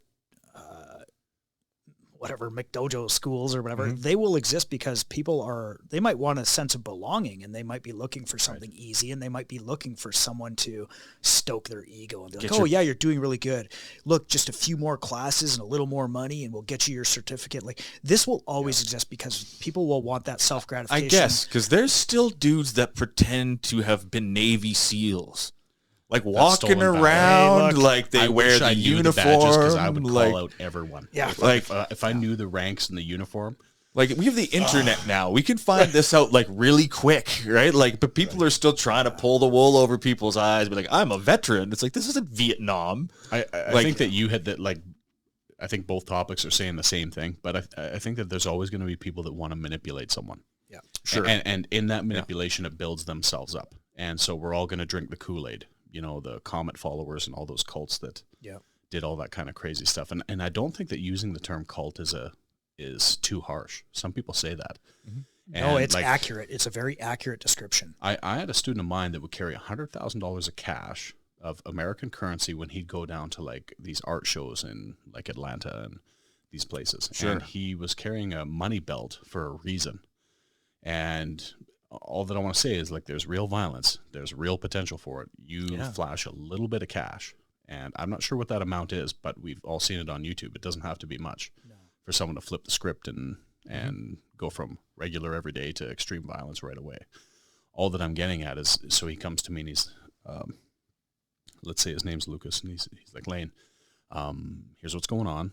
Shows me his loaded money belt. He's on the plane in a couple of weeks or whatever. He's like, this is what I have to pack around because a lot of these art sellers and buyers at the time would only do cash. Right. Or some of them, you'd get a much better deal if you paid cash. And then he just take the onus to wrap it up and ship it back to himself. And he wasn't a collector. He'd resell it. Yeah. And so on and so forth. Art. Right.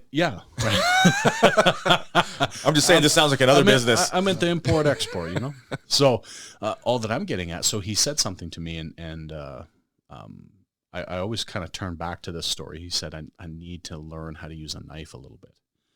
And I'm like, well, I'm not pretending to be some master, but I will show you how to knife fight. And we'll talk about the 3 scenarios of knife fighting, in my opinion. Mm-hmm. Lucas has the weapon. I don't. I have the weapon. He doesn't. We both have the weapon. Mm-hmm. And, you know, there's variabilities inside that. But anyways, none of which are good. No, man.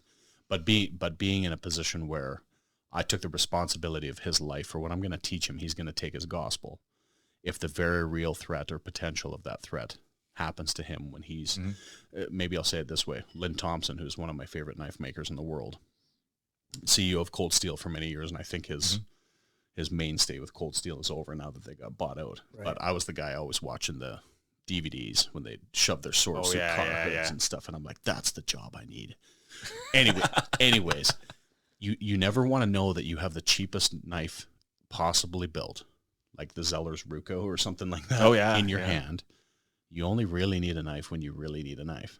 Mm-hmm. And like all these iterations of that same kind of statement, I take it the same thing. If you're going to teach someone who could potentially be going into competition, or potentially, I think at this table here, everyone understands the realities of when violence can happen. And it's when you're least expecting it. Yeah.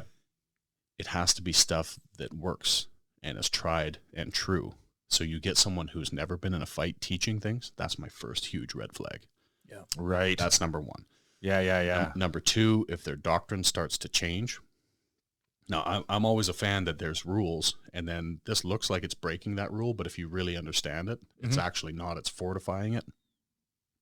Anyways, I think that there will always be snake oil salesmen, and there'll always be people to buy into it because they want to believe. Yeah. And to be completely honest, this is why we see it's a travesty, but this is why we see such a dismay in levels of black belts. So, sure, you know, can the 48-year-old father of 6 who's 380 pounds and smokes 2 packs of cigarettes a day and drinks a case of beer a day be a black belt? The answer is yes. And it's like, so with no major life changes, now I'm not saying like there jiu-jitsu specifically, there's always going to be like competition level black belts. And whether people like the statement or not, there can only be one true world champion per weight class. Yeah. Then there's the argument of who was the best pound for pound and, you know, this and that and whatever. And well, we can cut it that'll go on forever. Because there's cults. Right. Because there's fans. Exactly. Yeah. So right. All that I'm saying is and that's there fine. can only be one at the top. Yeah. And, you know, like Highlander, we're always fighting for that one position kind of a thing. And so, you know, lots of us, including myself, will hopefully be somewhere in the middle. But we should always be, if you're in that leadership role, you have that responsibility to make sure that what you're teaching works. Number one, it's authentic on some level, or you've tried it yourself. But it would be the equivalent, in my opinion, of owning a restaurant as the head chef and you've never cooked anything in your life. Well, and so this is where jiu-jitsu shines, though, because you get to pressure test every technique in sparring. For real. Whereas in historical martial arts, trying to kill me, right? But in a historical martial art, you're doing kata, and maybe that kata might be 2 people in a form or whatever. Maybe it could be stick versus sword, and maybe you get to act out this script that's written somewhere. And cool. No resistance. Right. No resistance. Very soft. Yeah. You know, maybe you get cracked. Like we had all kinds of gnarly. Uke does this, and Tori does that. Accidentally, you know, break a finger some broken fingers and cuts and stuff like that. But whatever. Wrists. It's pretty minor. But where jiu-jitsu shines is you can pressure test it in real time. Right. You can slap bump and see if it works. Right. Yeah. And you'll figure it out. And a lot of times it might not work right away, and you might have to refine it to get it to work. I find that the most interesting part. Yeah.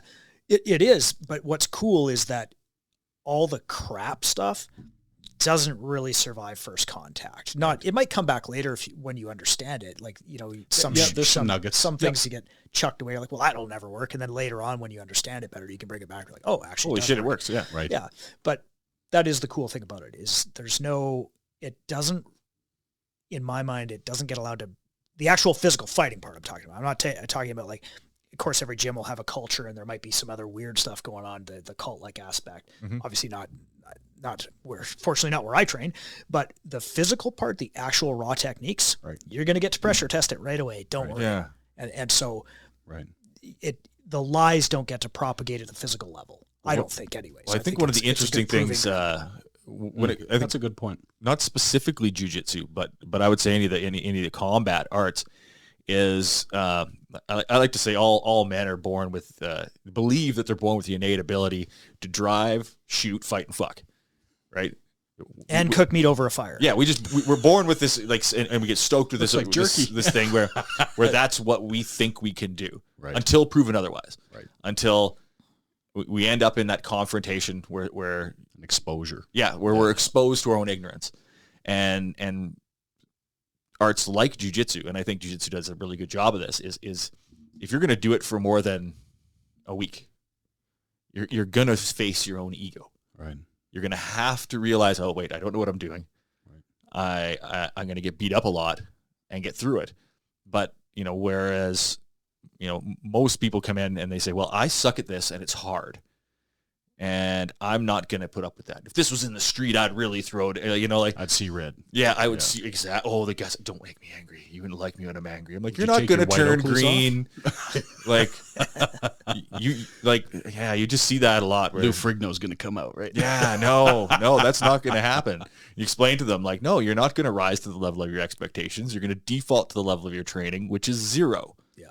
And there's not much more of a desolate place to be than when you think that you have that nitrous button in your tank, and someone's taking you past that in an environment where it's not going to stop when you want it to. Yeah. And I don't mean to sound dark and grim or whatever, but there's a lot of people that have seen us train some of our pro fighters, or people trying to aspire to be a pro fighter, and we've taken it to a lot of extremes sometimes. Some would say across the line. I guess all that I would say is I have a personal rule that if someone doesn't cry in one of our sessions, we're not there yet. Now, that's not for every student that signs up, but if you've never been so aware of your ego being absolutely decimated that you can't stop your lip from quivering, your eyes from leaking, your body from shaking, your mental shut down, your body shut down, and then unfortunately family members are sometimes there to witness this. Spouses, parents for younger kids and stuff. It's not something that you do to everyone. I'm just saying that upper crust of people that are going from competition to higher level competition, and then what the family members that have never experienced combat sports will witness, or what they'll expect, is that person's in pain because they've never seen them unravel like a ball of yarn that hard before. They'll be like, "Are you okay? How's your knee? Are you okay? How's your wrist? How's your neck?" I'm fine. Like, yeah, maybe they got beat up and bumped up and some scrapes or a nosebleed or whatever, but they're fine. But they're not here. They're not fine. Yeah. Everything they ever thought that was the truth, or ever thought would be some kind of witnessing wall to stop someone from coming inside that bubble and doing whatever they wanted. Yeah. I think is a mental partition of a safety net that we produce. That would be a Jordan Peterson question. No, absolutely, 100%. But then someone pops it's the loss of autonomy. You're not ready for it because you've built this wall out and nothing's ever gotten past it because you'd never expose yourself to the vulnerability of allowing it to get past. Yep. The only other thing that I've almost drowned several times in my life. Amazing side story. That's the closest thing I've ever experienced to feeling that feeling. Yeah. And once you get used to it, it actually comes with a rewarding sense of peace once you get used to it. Well, I think you get to a point where that's just like once you've had your ego and your heart blown up, and you realize, oh, okay, I don't know, I'm not who I thought I was. Right. I'm going to have to start over, and I really need to, there's a lot of self-reflection that comes with it, but I think that's a hallmark of a good school when you can be exposed to that and then build back up. Absolutely. And I think it happens there because I've seen, again, I've seen it happen there. So, right, like as an instructor, as a teacher, to understand that about what your student is going through, about what they will face, or where they're going, the hurdles are going to have to overcome in order to, you might not be your first competition, your second competition, but eventually, it might not even be in competition. It might be in life that you're going to reach a point where you are at the edge of your experience and ability. And you're going to have to endure, and to get there and to understand that. Again, you can't teach a person how to be broken and how to come back together if you've never been broken yourself, or unwilling to expose yourself to that. Yeah. Well, that's another thing that Jaeger said. He said, "I never said that my methods were safe. I said they were effective." Right. So when you break down somebody's safe space to make them more effective, that's kind of an interesting thing. It's a dangerous thing, and there's a lot of things. What I used to say to people is I was like, okay, you can spar with a competition team, but just remember that likely what's going to happen is every bad thing everyone has ever said to you in your life is going to come out at once. Mm-hmm. Yeah. And that's not an easy monster to shove back in a closet if you've been steering away from that, navigating away from that your whole life, which is, ask me how I know kind of a thing, right? Yeah. I'll gladly tell you. But so you start this is before you've moved into your new location. So you're teaching, you've got some grappling classes on the card, you've got some striking classes, and you're starting to see some exponential growth there. Like how did it? Really quickly, actually. Okay. Well, it's really quickly and really slowly. Yeah. So many contacts here in Grande Prairie, being born here and family here, depending on whether it's the paternal or fraternal side. Right. If everyone trained with me that said they were going to before I opened it, I'd never need to advertise or anything. You're retired by now. You'd be building a third floor on top. Fourth at that point. Like, holy smokes. But what you soon quickly realize is that it's not for everyone. Right. And for whatever reason, like in my mind, being a young, full of piss and vinegar kind of guy, it was like, it's for everyone. Everyone should push to their max all the time. Can't believe everyone's not doing this. I had no humanism, right? I had no ability to connect with anyone that wasn't on that level. And it made me a big a-hole. And it turned me off to a lot of people, I think, that came kind of through the doors. Right. Having children will change you. Yes. Number one, getting older will change you. Yeah. And so on and so forth. I guess all that I'm kind of saying with that is that, we started these classes and they were pretty rough, pretty wild. And I don't want to excuse the injuries and stuff like that happened. I wish I knew how to train as safe as I do now. Sure. And could cut and paste it to back then and then let everyone know that you can be just as effective with 75% less chance of getting those major injuries. Like I have and some of our other coaches have and stuff like that. Well, and that was another reason that I wanted to train jiu-jitsu as well, is I wanted to learn how to fight effectively without being injured. Right. So that, who knows, in some other life I could actually pay that forward as a teacher, right? It's one thing to think you know something, like, I know how to do this, in a controlled set of circumstances where this is the technique we're drilling. Right? There's a difference between drilling and sparring. Yeah. So another draw for me coming to your gym was I wanted to learn how to fight, without adding a bunch more injuries. I already have all the injuries. I don't want any more. Right. So how can I learn how to fight, do it a whole bunch, and not get further injured? Now, of course, you're going to get injured anyways. That's just, it's part of the game. Hopefully a little less frequent. Hopefully a little less frequently. And injuries, also it teaches you risk mitigation, like learning how to spar and learning how to roll effectively. Picking your sparring partner is a big part of it. It is 100%, but you just get better at defending against injury, because you don't make with time, you don't make as many stupid mistakes. But and I think that's important, because kind of going back to what I was saying is that, like, all I knew how to do was out athlete, out muscle, out whatever. I didn't know how to out skill per se. So I've learned more about martial arts probably in the last 5 years than I did in the last 30. Before. Well, I've been doing martial arts 32 years. So we could ratio that but about in the last 4 or 5 years, I've learned more than all of the previous. It's really kind of starting to come together. Yeah, and I guess what I mean by that is that, like, as a younger coach, all I want to do is get in there and fight. Like, don't think about it, just get in there and go, because that's how I did it. Yeah. So I was trying to emulate to them what I knew at the time was the best template for them to do.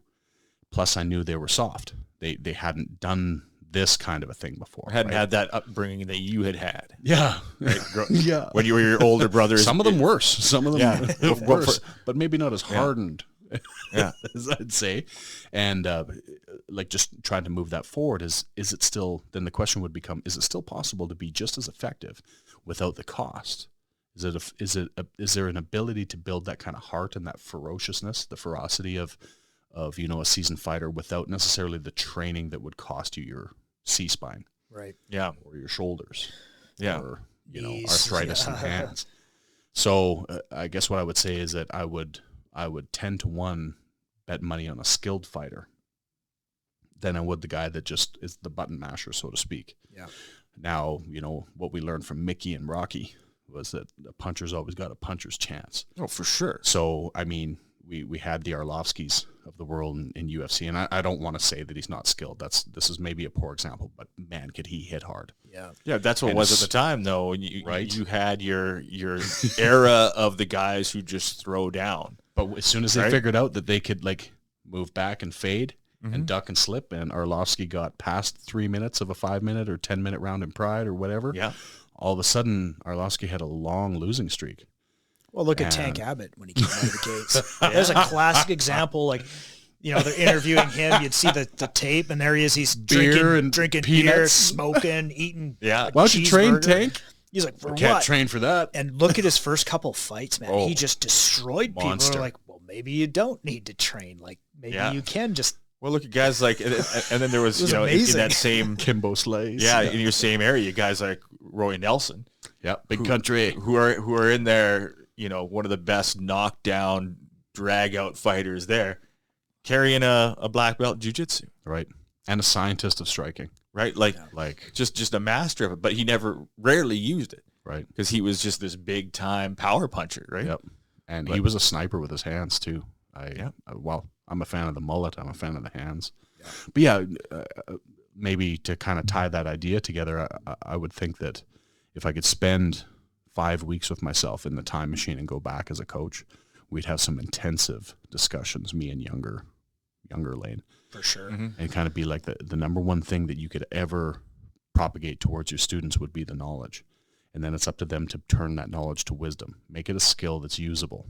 Otherwise, to swipe from Mikey, it's perishable knowledge. Yeah. And I hate, like now, maybe it's because I understand the the finite version of my life. I'm getting older. Things aren't healing as quickly as possible. So I want anyone that's coming in the gym to learn as efficiently and as quickly as possible. So I'm trying to replicate that. If I build a blue belt, the next time I build one, I can make one quicker. And then I can make one quicker, and so on and so forth. And that's I think... quicker and better, right? Like each time the product is going to get more and more refined until you get the perfect kind of... Yeah. So I'm reminded of that Michael Keaton show where they kind of exposed the whole McDonald's thing. And they went down to the tennis court and laid out with tape or whatever, or chalk, all the lines of, okay, guys, you're going to pretend that you're working at the fast food restaurant.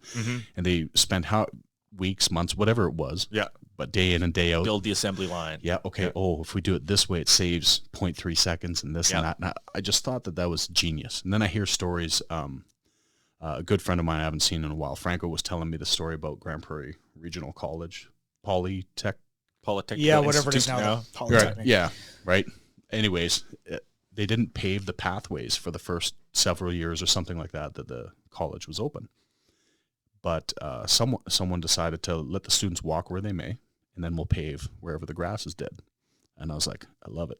Yeah. It's real experiential knowledge. And that's something that I was always looking for the next greatest tip or that or whatever, maybe for the process of not trusting my experience to apply that knowledge to maybe this specific scenario in grappling or MMA or Muay Thai or whatever, and not allowing myself to grow in that. I was always the product of somebody else's style or idea because they were all right. Okay. Like Roy Country style, tell me it's wrong. Can't. John Jones, love him or hate him, tell me it's wrong. Yeah. And I think of it as an amateur musician. I'm always fascinated with how so-and-so wrote that hit song or how they came up with that guitar lick or this or that. And you hear these stories like it was on a napkin, at the diner. Oh, yeah. Mark Knopfler's in this store in New York, and it's like, look at that yo-yo. That's how you do it. Yeah. Play the guitar on the MTV, and he's like dashing to the customer service desk. Yeah. Pen, paper, right now. Yeah, yeah. And he's like hiding behind there, writing writes a number one hit song. Well, who was right? This guy, that guy, the guy that sat in a quiet room with his acoustic guitar to write Stairway to Heaven, Jimmy Page or something like that. Oh, guess what? They were all right. And I think I was trying to be too many things, for my students. I'm trying to be all of this thing. Well, that's just it, is figuring out, and this is one of the joys, if you're lucky enough to get old, if you're lucky enough to make it through your 20s, good man, in your 30s, did it. And you'll get to a point in your life where nobody else matters. Right. We spend a whole bunch of time. I'm noticing this for myself. And this is like probably the revelation of my 40s, is that I spent a huge chunk of my life trying to not impress, but trying to be things for other people. Yeah. Responding to my environment, responding to the group of people I was with, or my family or my friends or society, and trying to, like, being reactive to my situations. Yeah, to my situation, but you don't know any better. Yeah. That's just how you are. You mimic your environment until you can decide who you want to be, and then usually you decide who you want to be by mimicking your environment further and saying, this is me, and I am the individual, but you're not. You're just mimicking a whole bunch of other stuff you saw that somebody told you was individual. Mm-hmm. And then as you get older, you begin to kind of drift away from the societal impacts, the family impacts, the social impact. Right. And I think when responsibility comes, be it, you're looking after a family, you're looking after a business, you realize that, holy crap, it's just me. Yeah. I am the sole innovator, incubator, and actor of everything in my life. Like, it's good to have the input and it's good to have the inspiration, but nobody else is going to get up in the morning and do it for me. My bills still need to get paid. My family still needs to eat. Right? Yeah. And from a position of leadership, as you're growing, you're learning from all these people that you respect and admire. And so you want to give your students the very best. So yeah, it's natural to emulate, well, I'm going to teach striking from this guy and grappling from this guy. And it's easy to lose ourselves. But I think as we get older and the more we train and the more we are exposed to other leaders in all these different fields, we eventually fall into our own style. Right. It kind of happens organically. And then we always look back and be like, geez, like there's lots of things I teach now on the range, but that is a collection of the very best of everything I've ever been exposed to. But there's lots of years where I was teaching things that I was like, I didn't know why I was teaching, and I just thought that guy was the best instructor I'd ever trained with right now, and so that's what everybody else is going to learn. And now I pretty well just teach what I want to teach, and it's not good or bad, I don't know, but I'll say it's probably good because people keep coming. Right. So there must be something to it, right? Right. Capitalism. Yeah. Yeah, it must be, right? But I would say that's probably organically, that's probably sort of kind of what you described as well. Right. So. I think there's a lot of strong analogies my father once told me. Actually, quite recently, he's getting up there. He's had a few health scares and things like that. But kind of going back to that lake that I grew up on, it's a huge lake. The weather can get sour and like it sounds like a Edmund Fitzgerald kind of a song sometimes. And like it's proper rough. 6-8 foot white caps and at the blink of an eye. And, some big swells and it's the deepest part of that lake that I've ever measured was a little over 600 feet. Ooh. So when that water gets moving, it doesn't stop. Yeah. So all that I'm getting at is that I had this experience where now I'm the captain of a very large boat that has run aground in some uncharted waters. And I'm like, okay, what kind of like, are we sinking? Again, there's no help. There's no anything. It was deep in fall, so there's not nearly as many people on the lake doing any kind of sport fishing, camping, or anything like that. We have a radio, but there's no one to listen. Right. So we had run aground earlier in that day, and no damage. Like I was going pretty slow, but we were in 160 feet of water, and then I'm like, what's the depth sounder doing? It's blinking. And boom, we run into gravel, right? Yeah. And I slowly started, for whatever reason, you know how you do these things? I slowly started raising the leg of, it's an inboard outboard, so a big engine and then an outboard leg. For whatever reason, I slowly started raising the leg and backing off the throttle. And I think if I didn't do that, we could have been in trouble real quick. But essentially, we ran over a mountain peak that was going like, do, bang. Yep. Oh, geez. There's, a 32-foot vessel with a 10-foot beam with a 502-inch cubic engine in the back, rotating a prop that came to a dead stop. And so all that I'm getting at is I was nervous about this water, and then all of a sudden I'm trying to find the spot on the lake where we could pull in and tie up and so on and so forth. And I promise I'm going somewhere with this. It gets dark a lot quicker than you think. Yep. You think like, that spot's okay, but I don't like the angle of the wind, or I don't like this, or I don't like that. So we keep going, and all of a sudden it gets dark. And you realize that I'm not the little boy with my dad at the helm that's like navigating and trying to look at the skyline and this and that and chart and whatever, and someone's has the responsibility. So, I come back and Dad's like, so how was the trip going up that far? And I'm like, that lake is a different place at night when like it's darker than dark. He says, yeah, you'll learn a lot about yourself. Yeah. When you're navigating in the dark. And I was like, whew, I've been through some things. But here's just a one-liner that he kind of gave me like that. And he starts telling me, he's like, do you know why my uncles, they all had run ships on the East Coast. Oh, okay. And he's like, ever since I was a little boy, all my uncles would be like, okay, Lucas, you're at the helm. I'm going to sleep. Yeah. And they'd let my dad run it through the night. And he said it wasn't because I was the greatest captain. It's because they knew I was afraid enough that I would never fall asleep. Yeah. And you have to learn, right? Right. Yeah. So like my grandfather taught me, as maybe your guys did you, is don't learn to swim. It'll only prolong the agony. Did you put that point in your GPS so you don't hit it again? Holy smoke. Yeah. Well, you can't. I guess not, eh? Like the water levels are changing, and then the erosion of all that. And I guess all that I'm saying is that, when you're talking about, you're the only one that's got to get up. Like you're at the helm now and you're running that operation. That's quite the awakening of a man from boy to man at that Absolutely. point. Yeah. And I thought I had done that awakening until that moment there. And I'm responsible for other people that are on the vessel. And that was the moment that I couldn't guarantee their safety. Yeah. And, everyone's still being somewhat jovial and stuff like that. They're all fine or whatever, but I'm internalizing. It's a little terrifying. Yeah. Yeah. And I didn't like the fact that I couldn't guarantee their safety. Yeah. So I guess all that I'm getting is that navigation can be quite the thing at that point when you're at the head. Yeah. And you have to trust your counsel then at that point. What information do we have, and what decision can I make based off the best information I have, because that decision needs to be made now. Yeah. And hopefully you've built the correct algorithm to do that. Yeah. So absolutely. Yeah. So you said earlier you had spent some time as a semi-pro fighter? My first fight was considered semi-pro. Okay. And kind of laughable, because the only reason they called me semi-pro because my opponent, after we found out, had 10 pro boxing fights. Oh, okay. So this is in Canada before there's a commission or anything like that. So my very first fight was a main event for a heavyweight title in North Vancouver. Oh, jeez. Wow. Like we starting off slow. Yeah. Well, it's back, like a lot of these guys that run the fights and stuff like that are, for lack of a better term, gangsters. And that sounds accurate. Yeah. And not in a good way. Like some people might look at Dana White as a bad guy or a good guy or whatever, villainize him. And I'm quite sure that he's a lot of people's bad guys. But what I would say is that he stuck up for a lot of fighters. He stepped in, and he's not looking for the bravado a lot of time. Sure. Someone had a sick kid, there's a check in the mail. Yeah. So on. But he's a businessman through and through. Yep.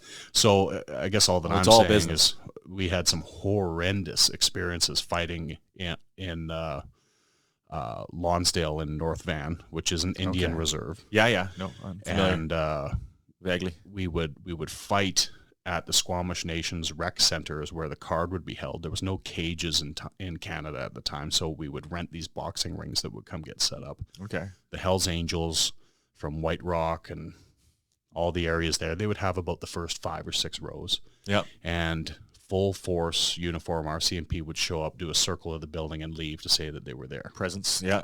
But like I'm telling you, there's cocaine on the table. Before marijuana was even considered legalized, was all through the crowd. There's more gold on the hands and the rings. And so that was the environment that we're fighting in. So a lot of money changing hands, a lot of betting. Well, so maybe to give it, one of our co-fighters got shot through the knee at the event. Oh, damn. On the Vancouver side, I can't remember the kid's name. Tommy, he's dead now. Rocky IV. Okay, yeah.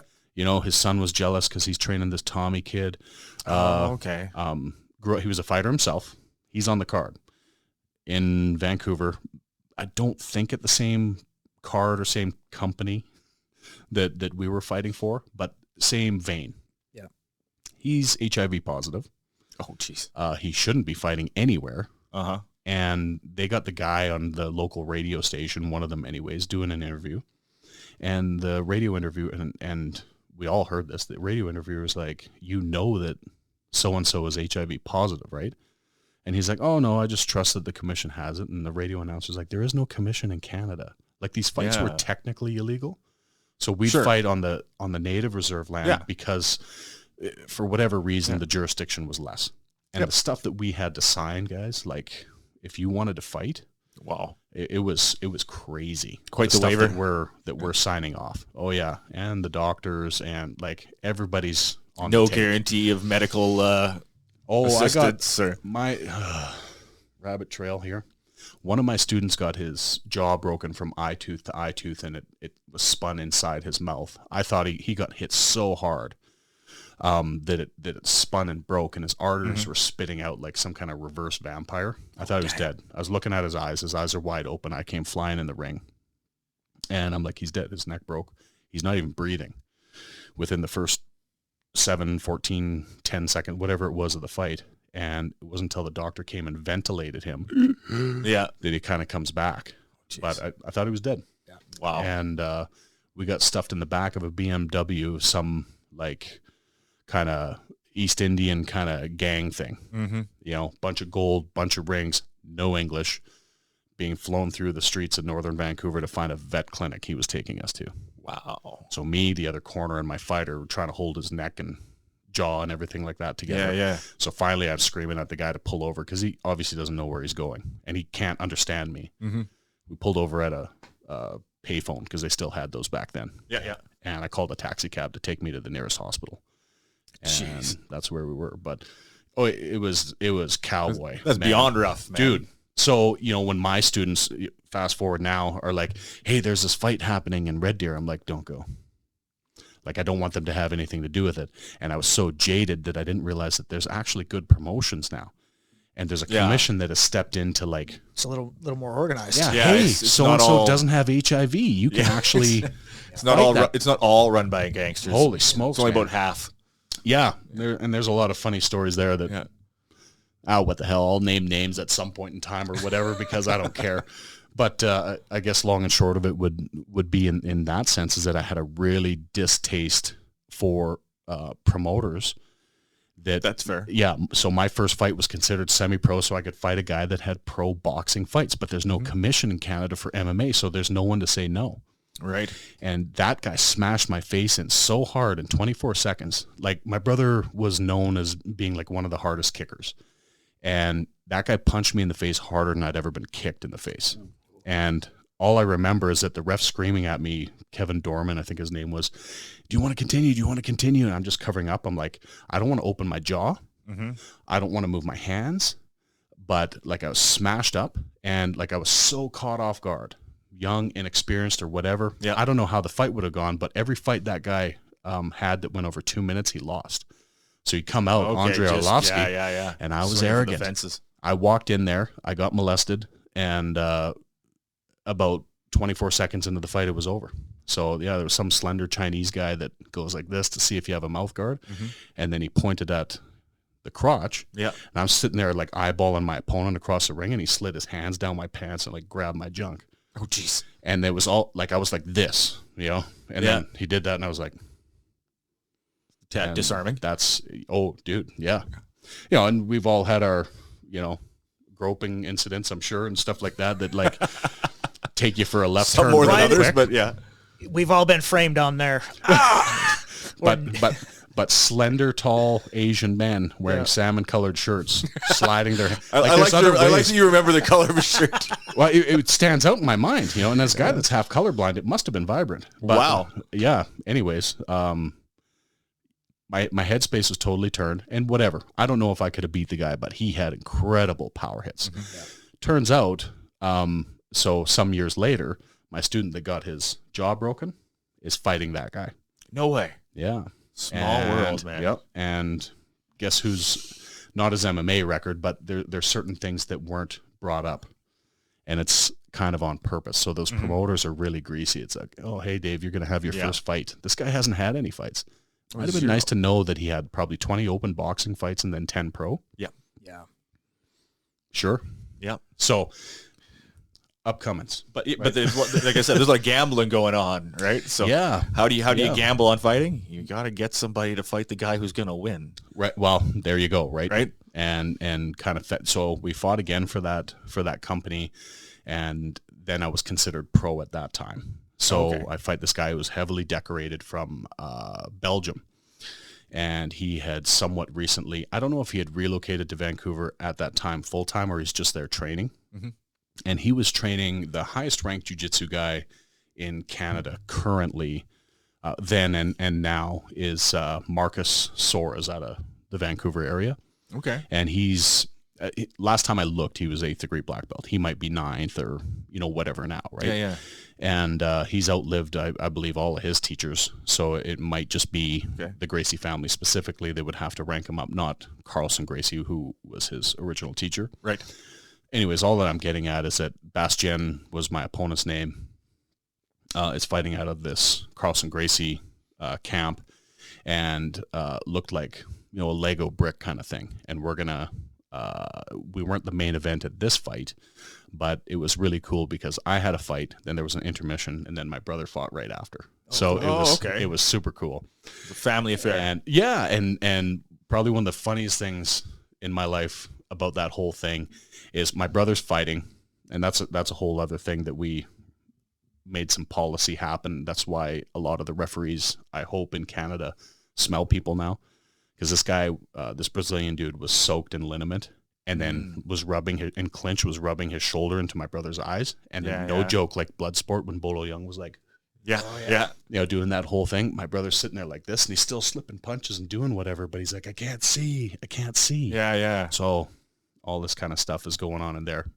But to back up a little bit, so I just come from that fight, which I had won in the 3rd round, and I bled like my nose constantly bleeds. So he broke my nose in the 1st round, and one nostril was pouring significantly, and then maybe in the 2nd or 3rd round, the other one started or whatever. All that I remember is that I'm holding his throat and I'm punching him in open guard like this, and there was so much blood coming out of my nose at that time that we've all seen that photo that was in like every San Francisco store of the water droplet. Yeah. Oh, yeah. So if you dropped a stone in, how water would bounce out. That was what was coming out of his mouth. But it was my blood pouring into his mouth doing that. And he's going or whatever. Anyway, so I snagged the big submission school guy from the big Gracie school in an Americana. And then the whole world goes nuts because we're some no-name gym that just beat, this or whatever. And honestly, I didn't know anything about my opponent until after people were telling me stuff. And this isn't a horn tooting thing or anything. All I'm trying to say is that I was bleeding profusely, and our faces and hands are all smashed up. And then as quick as I can, I got out of the ring, took all my stuff off, and I'm going out to corner my brother. And this guy goes, "Hey," while I'm cornering my brother. And I turn around, and it looks like a Santa Claus version of Mr. T. So huge white guy, probably 300 or 400 pounds, Hawaiian shirt that's like open way lower than it ever should be. More gold chains than Mr. T. Yep. And he goes, "Hey," and I turn around, I'm like, "What?" And I didn't realize who I was talking to, right? Like he's ringed up, he's badged up, everything like that. He's like, "You bled in my drink." And all I could think of in that moment is like, how do you respond to that? Like there was blood flying into the crowd. Yeah. It's going to happen. And I'm like, "Well, how did you like it?" And he sits back and he goes, "I loved it." Oh, jeez. And I was like, "Good. All right, Jody, go." I think I was watching that last UFC pay-per-view, and Daniel Cormier is like, "If I get blood in my mouth, I'm leaving. You're going to have to pay me for the whole fight, for the whole pay-per-view, though, but I'm leaving." Yeah. Hey, you got to draw a line somewhere. Yeah. So that was the whole cowboy MMA thing or whatever. Wow. Lesson in intensity, lesson in legality, like the stuff you're signing away. Lesson in kind of who was who for the promoters and doctors and hang-arounds in Vancouver, and just made me intentionally want to step away huge, because there's a lot of organized crime, and there's a lot of organized crime in those gyms. I don't know about now, but especially at the time. So, you could take a John Smith. Oh, he didn't pay his bill. And then you could have a Smith John. Oh, he didn't pay his bill. So it's a way for people to show a loss in business and launder some money, and this person pays in cash, and so on and so forth. So much so that when my brother and I opened our Nanaimo location, I had like 8 or 10 guys show up in one day, and they were like all big jack tattooed guys. And anyways, I did this intro class with them, and they all loved it and signed up. And I called them up. I'm like, "Dude, just signed up like 8 guys today. It was so awesome." Click. Well, like 6 months goes by, and they all come in. They're like, "Yeah, we're all cops. Like we thought you guys were." Yeah, you're a front. Yeah. Yeah, we thought that you guys were illegitimate and so on and so forth, and we wanted to come check you out a little bit closer. And I was, I'm just a young, naive kid. I'm like, what? That happens? Yeah, this is a thing. And then we got told all the stories. Then it's like, whoa, okay. Yeah, so as I understand it, if you get kicked out of Vancouver, they might tolerate you in Victoria. If you get kicked out of Victoria, you go to Nanaimo. And if you get kicked out of Nanaimo, Campbell River's your last resort before you either get killed or die yourself mysteriously. Jeez. Yeah, Epstein wasn't first. So yeah. Same. There you go. It's just some wild stuff, man. Shit. And well, there's not too many more fringe communities than the fight for money community. Yeah, I fight for money. Yeah. It's always been that way. Wait, people get paid? What? Well, the promoters get paid. Yeah. That's the idea, right? Well, so a funny story on that one. When my student got his jaw broken, I didn't get a cab till back to the hotel till like it's 3 or 4 in the morning. So guess who's staying in the same hotel, like second or third floor, whatever it was. Like I'm just done, from the whole day thinking my student died, right? All this junk, trying to make sure he's okay before leaving. And I'm just going to try to use my card. Like I must have looked like I drank like 16 beer trying to get into my hotel. Guess who's going into their room at the exact same time? The promoter. Oh, wow. Yeah. And I don't think of myself as a big guy. I only realize that when I see photos with other people. You're a big guy. I'm like, whoa. Yeah, but I don't, I guess what I'm saying is I don't see that, right? I'm like, why don't I fit the medium shirt, And so anyways, this promoter, who's not a big guy, like he's been in martial arts and self-defense and, I would think that he's legit. Maybe he thought something. But I'm like, oh, there's the promoter. I'm going to go let him know how so-and-so's doing. Oh, right. Yeah. Well, it's like 3 or 4 in the morning. Guess what he's got bags of under his arm? Cash. $100 bills. And what I realized really quick is the longer that I talk to him, the more $100 bills he's given me for myself and my students' compensation. Yes, exactly. Because he thinks he's getting robbed. Right Go away money, yeah. Yeah, for sure. And all of a sudden, I was like, shoot, our trip is paid for. The hotel was paid for already, but like our fuel down there and stuff, there's no compensation. Like this was, gangster stuff, right? Yeah. And I'm like, well, we finally had to go to this hospital, and he's just forking him over. Anyways, Frank and I had a few good steaks on. He had to have his jaw wired shut, and another goat trail, not too far from where my brother's gym is located now. So we were driving by this area of town. The gym wasn't there. There's a KFC. And I shouldn't say his name because he's passed away now, but he had his jaw wired shut. And so he's talking like this all the time. And he picked me up. He was driving. No. I picked him up. And he's like, Laine, I won't, just for the sake of audio, I won't do the whole impersonation. He's like, go to KFC. And I'm like, whatever. Okay, let's stop there quick. And he's like, go through the drive-through and get me a tub of gravy. Yeah. And I'm like, and a straw. Yeah. Because he couldn't get enough fat. He was actually a trained chef. And so like he was used to really, fatty steaks, prime rib, all that kind of stuff. And all he's been drinking is like protein shakes and like smoothies. He's like, if I get another stupid blueberry in a smoothie or a strawberry this with vanilla protein powder that, he's like, I want fat. And he stuck that straw in there. It's like he knew this story did. I've had a few buddies with jaws wired shut. It's sucking her back around the gums around the back. And I'm like, oh, delicious. Thickness is what that was. That's a lot of gravy, man. So what was the question?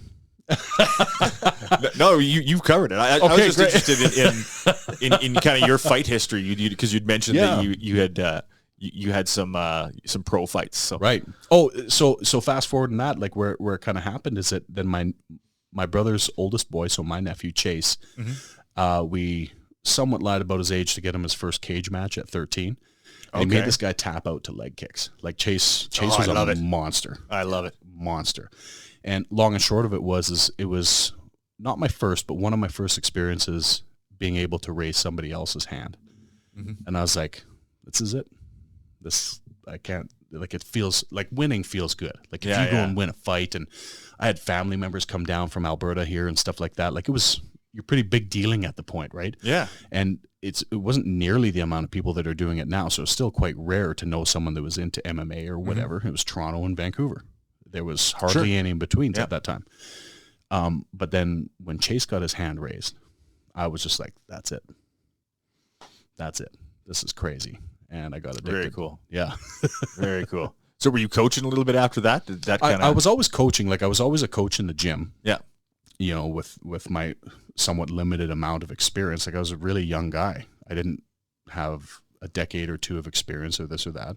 So I was coaching, and then we'd fight train and coaching and fight train and so on and so forth. Okay. And then if an opportunity came knocking, all those promoters knew who to email and communicate with. Hey, do you have a super heavyweight this? Do you have a lightweight that? Sure, because if your guys' gym has had a few wins, you guys get known for producing decent fighters, then you kind of end up on the list. Yeah. So, and you say no a few times, it's just like work. Yep. You get called in for overtime, you say no a few times, you don't get called anymore. Yeah. And then everyone's going to look down on you. And anyways, I guess the point of it being is it was just thinking about it now, like with all these apps that manage clubs and fights and promotions and tournaments and stuff. I'm like, ooh, it's come a long way. Yeah.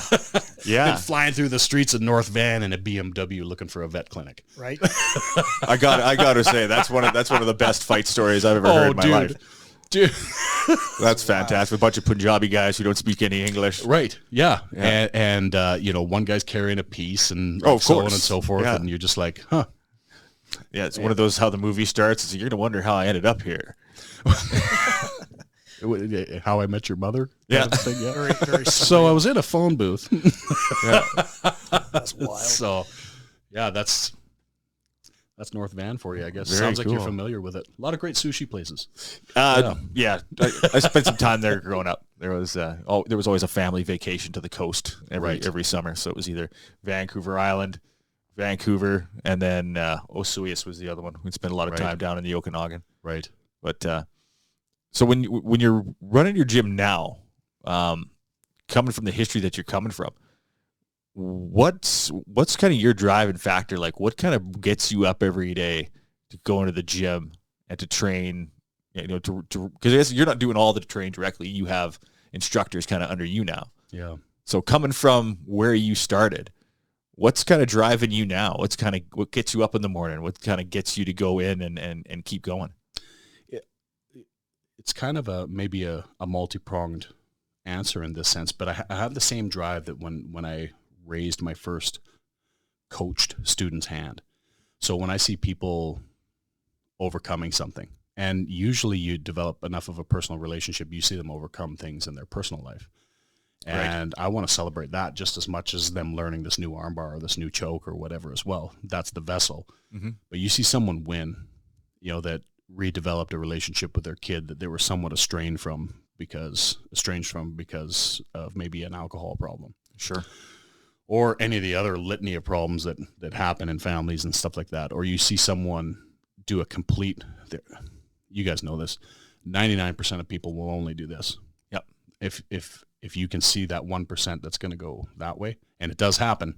Oh yeah. And you can be any part of it, I'm just along for the ride, and that keeps me rolling, man.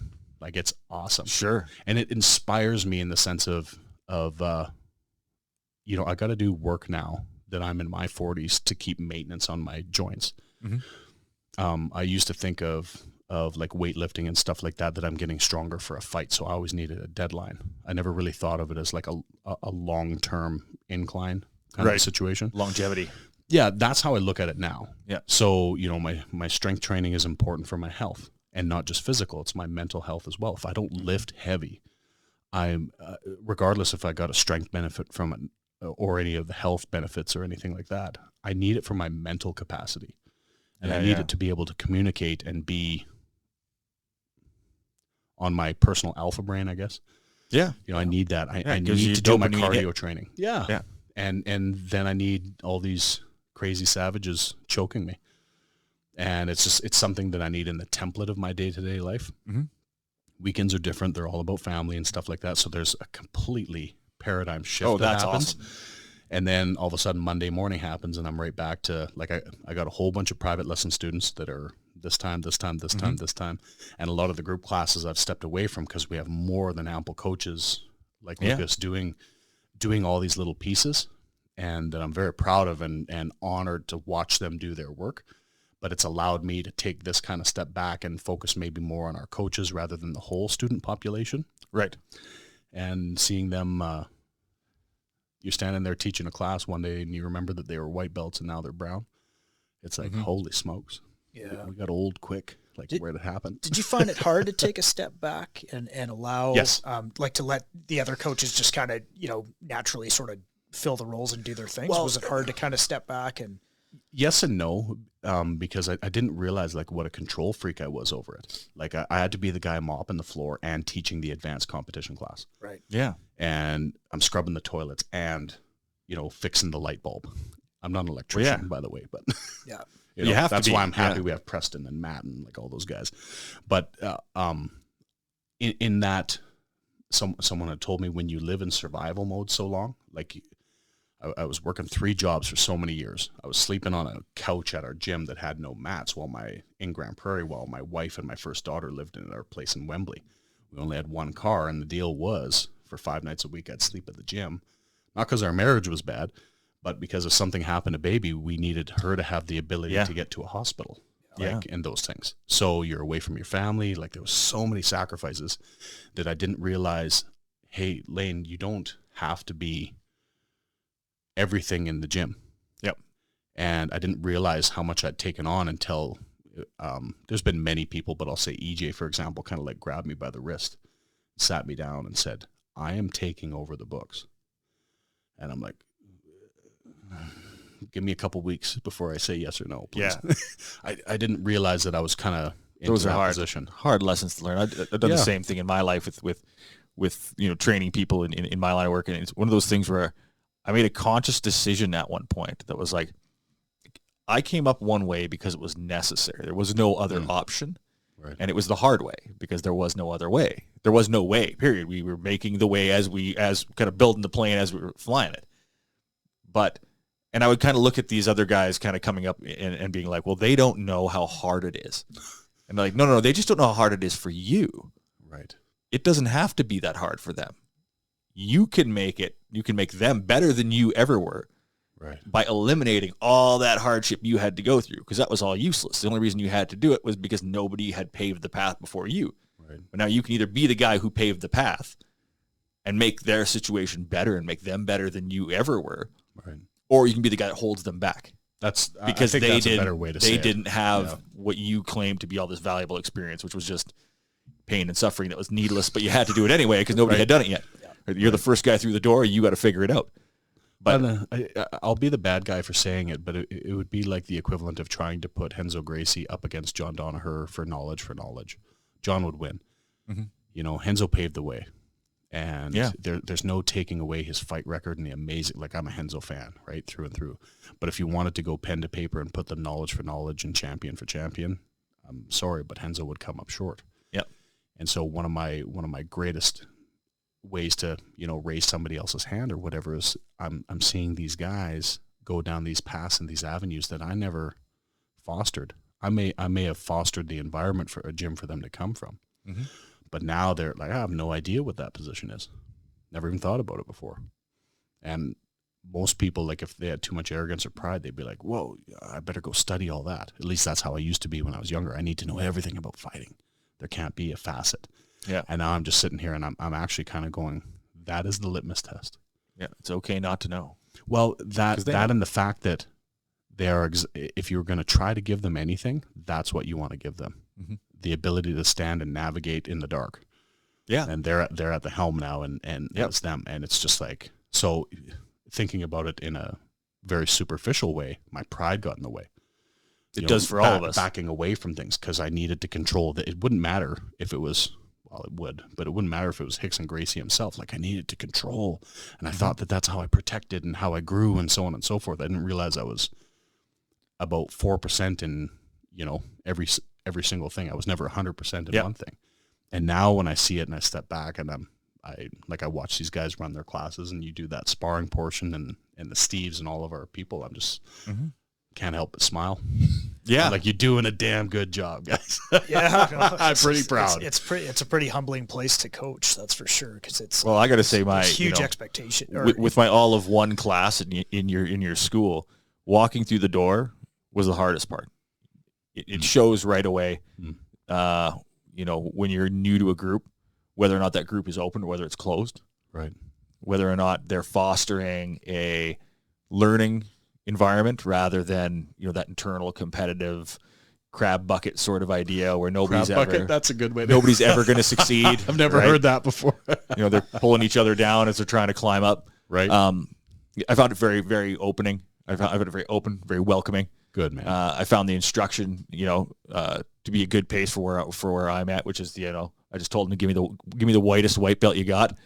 And those are the kind of experiences that are so important with a martial arts school coming in. If you're going to bring your kids, if you're going to bring your spouse, you got to trust. If you're going to bring yourself into there and say, hey, look, I'm going to show up and I'm showing up at this because I don't know something and I'm going to learn something. And what I'm going to learn is, first of all, that I'm no good at fighting and I'm going to learn to get better. But to have that initial, with that, not so much an indoctrination, but that initial class, those initial few classes where you're coming in and going, oh, I'm here to learn. They're here to learn.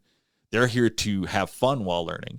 There's not a toxic environment of elitism or, every gym has their group of killers, but they're not out to kill the new guy. Right. And they're saying, hey, look, protect that new guy or protect that white belt or have that level of respect with your group. And there's a good amount of, interconnectivity. I think you can tell the health of a group of people by how they can kind of shit talk each other a little bit. There's that friendly banter. There's always that level of simmering competitiveness amongst everybody. It doesn't matter whether they're a brown belt or like you can kind of tell, right? And that's enjoyable, right? That's enjoyable. Like it's a good thing in your school. It shows that it's a healthy, competitive environment, but it's a good learning environment. Dave, right? what got you through that door? Probably the fact that I hadn't done anything in a couple of years. Okay. So it's one of those things where it's like you're checking boxes in life. Right. You're like, okay, I've got X amount of hours in the day. I've got these things that need to get done because that's what pay my bills. Right. I've got these things that I have to get done because this is what keeps my life together. I got these other guys trash talking me saying, hey, how come you're not coming yet? Well, you guys... Peer pressure is an important marketing tool. They probably stopped. They stopped with the shit talk a while back. Just gave that up hurt on more. Yeah. That hurt more. It's like, oh man, they don't care anymore. They've given up on I really got to get out there. Yeah. But when people that you care about and people that like I said, have a healthy interest in martial arts and they're doing things for the right reasons, right? And they're telling you about where they're training and that this is a good place. Here's what I'm doing. Here's who I'm training with.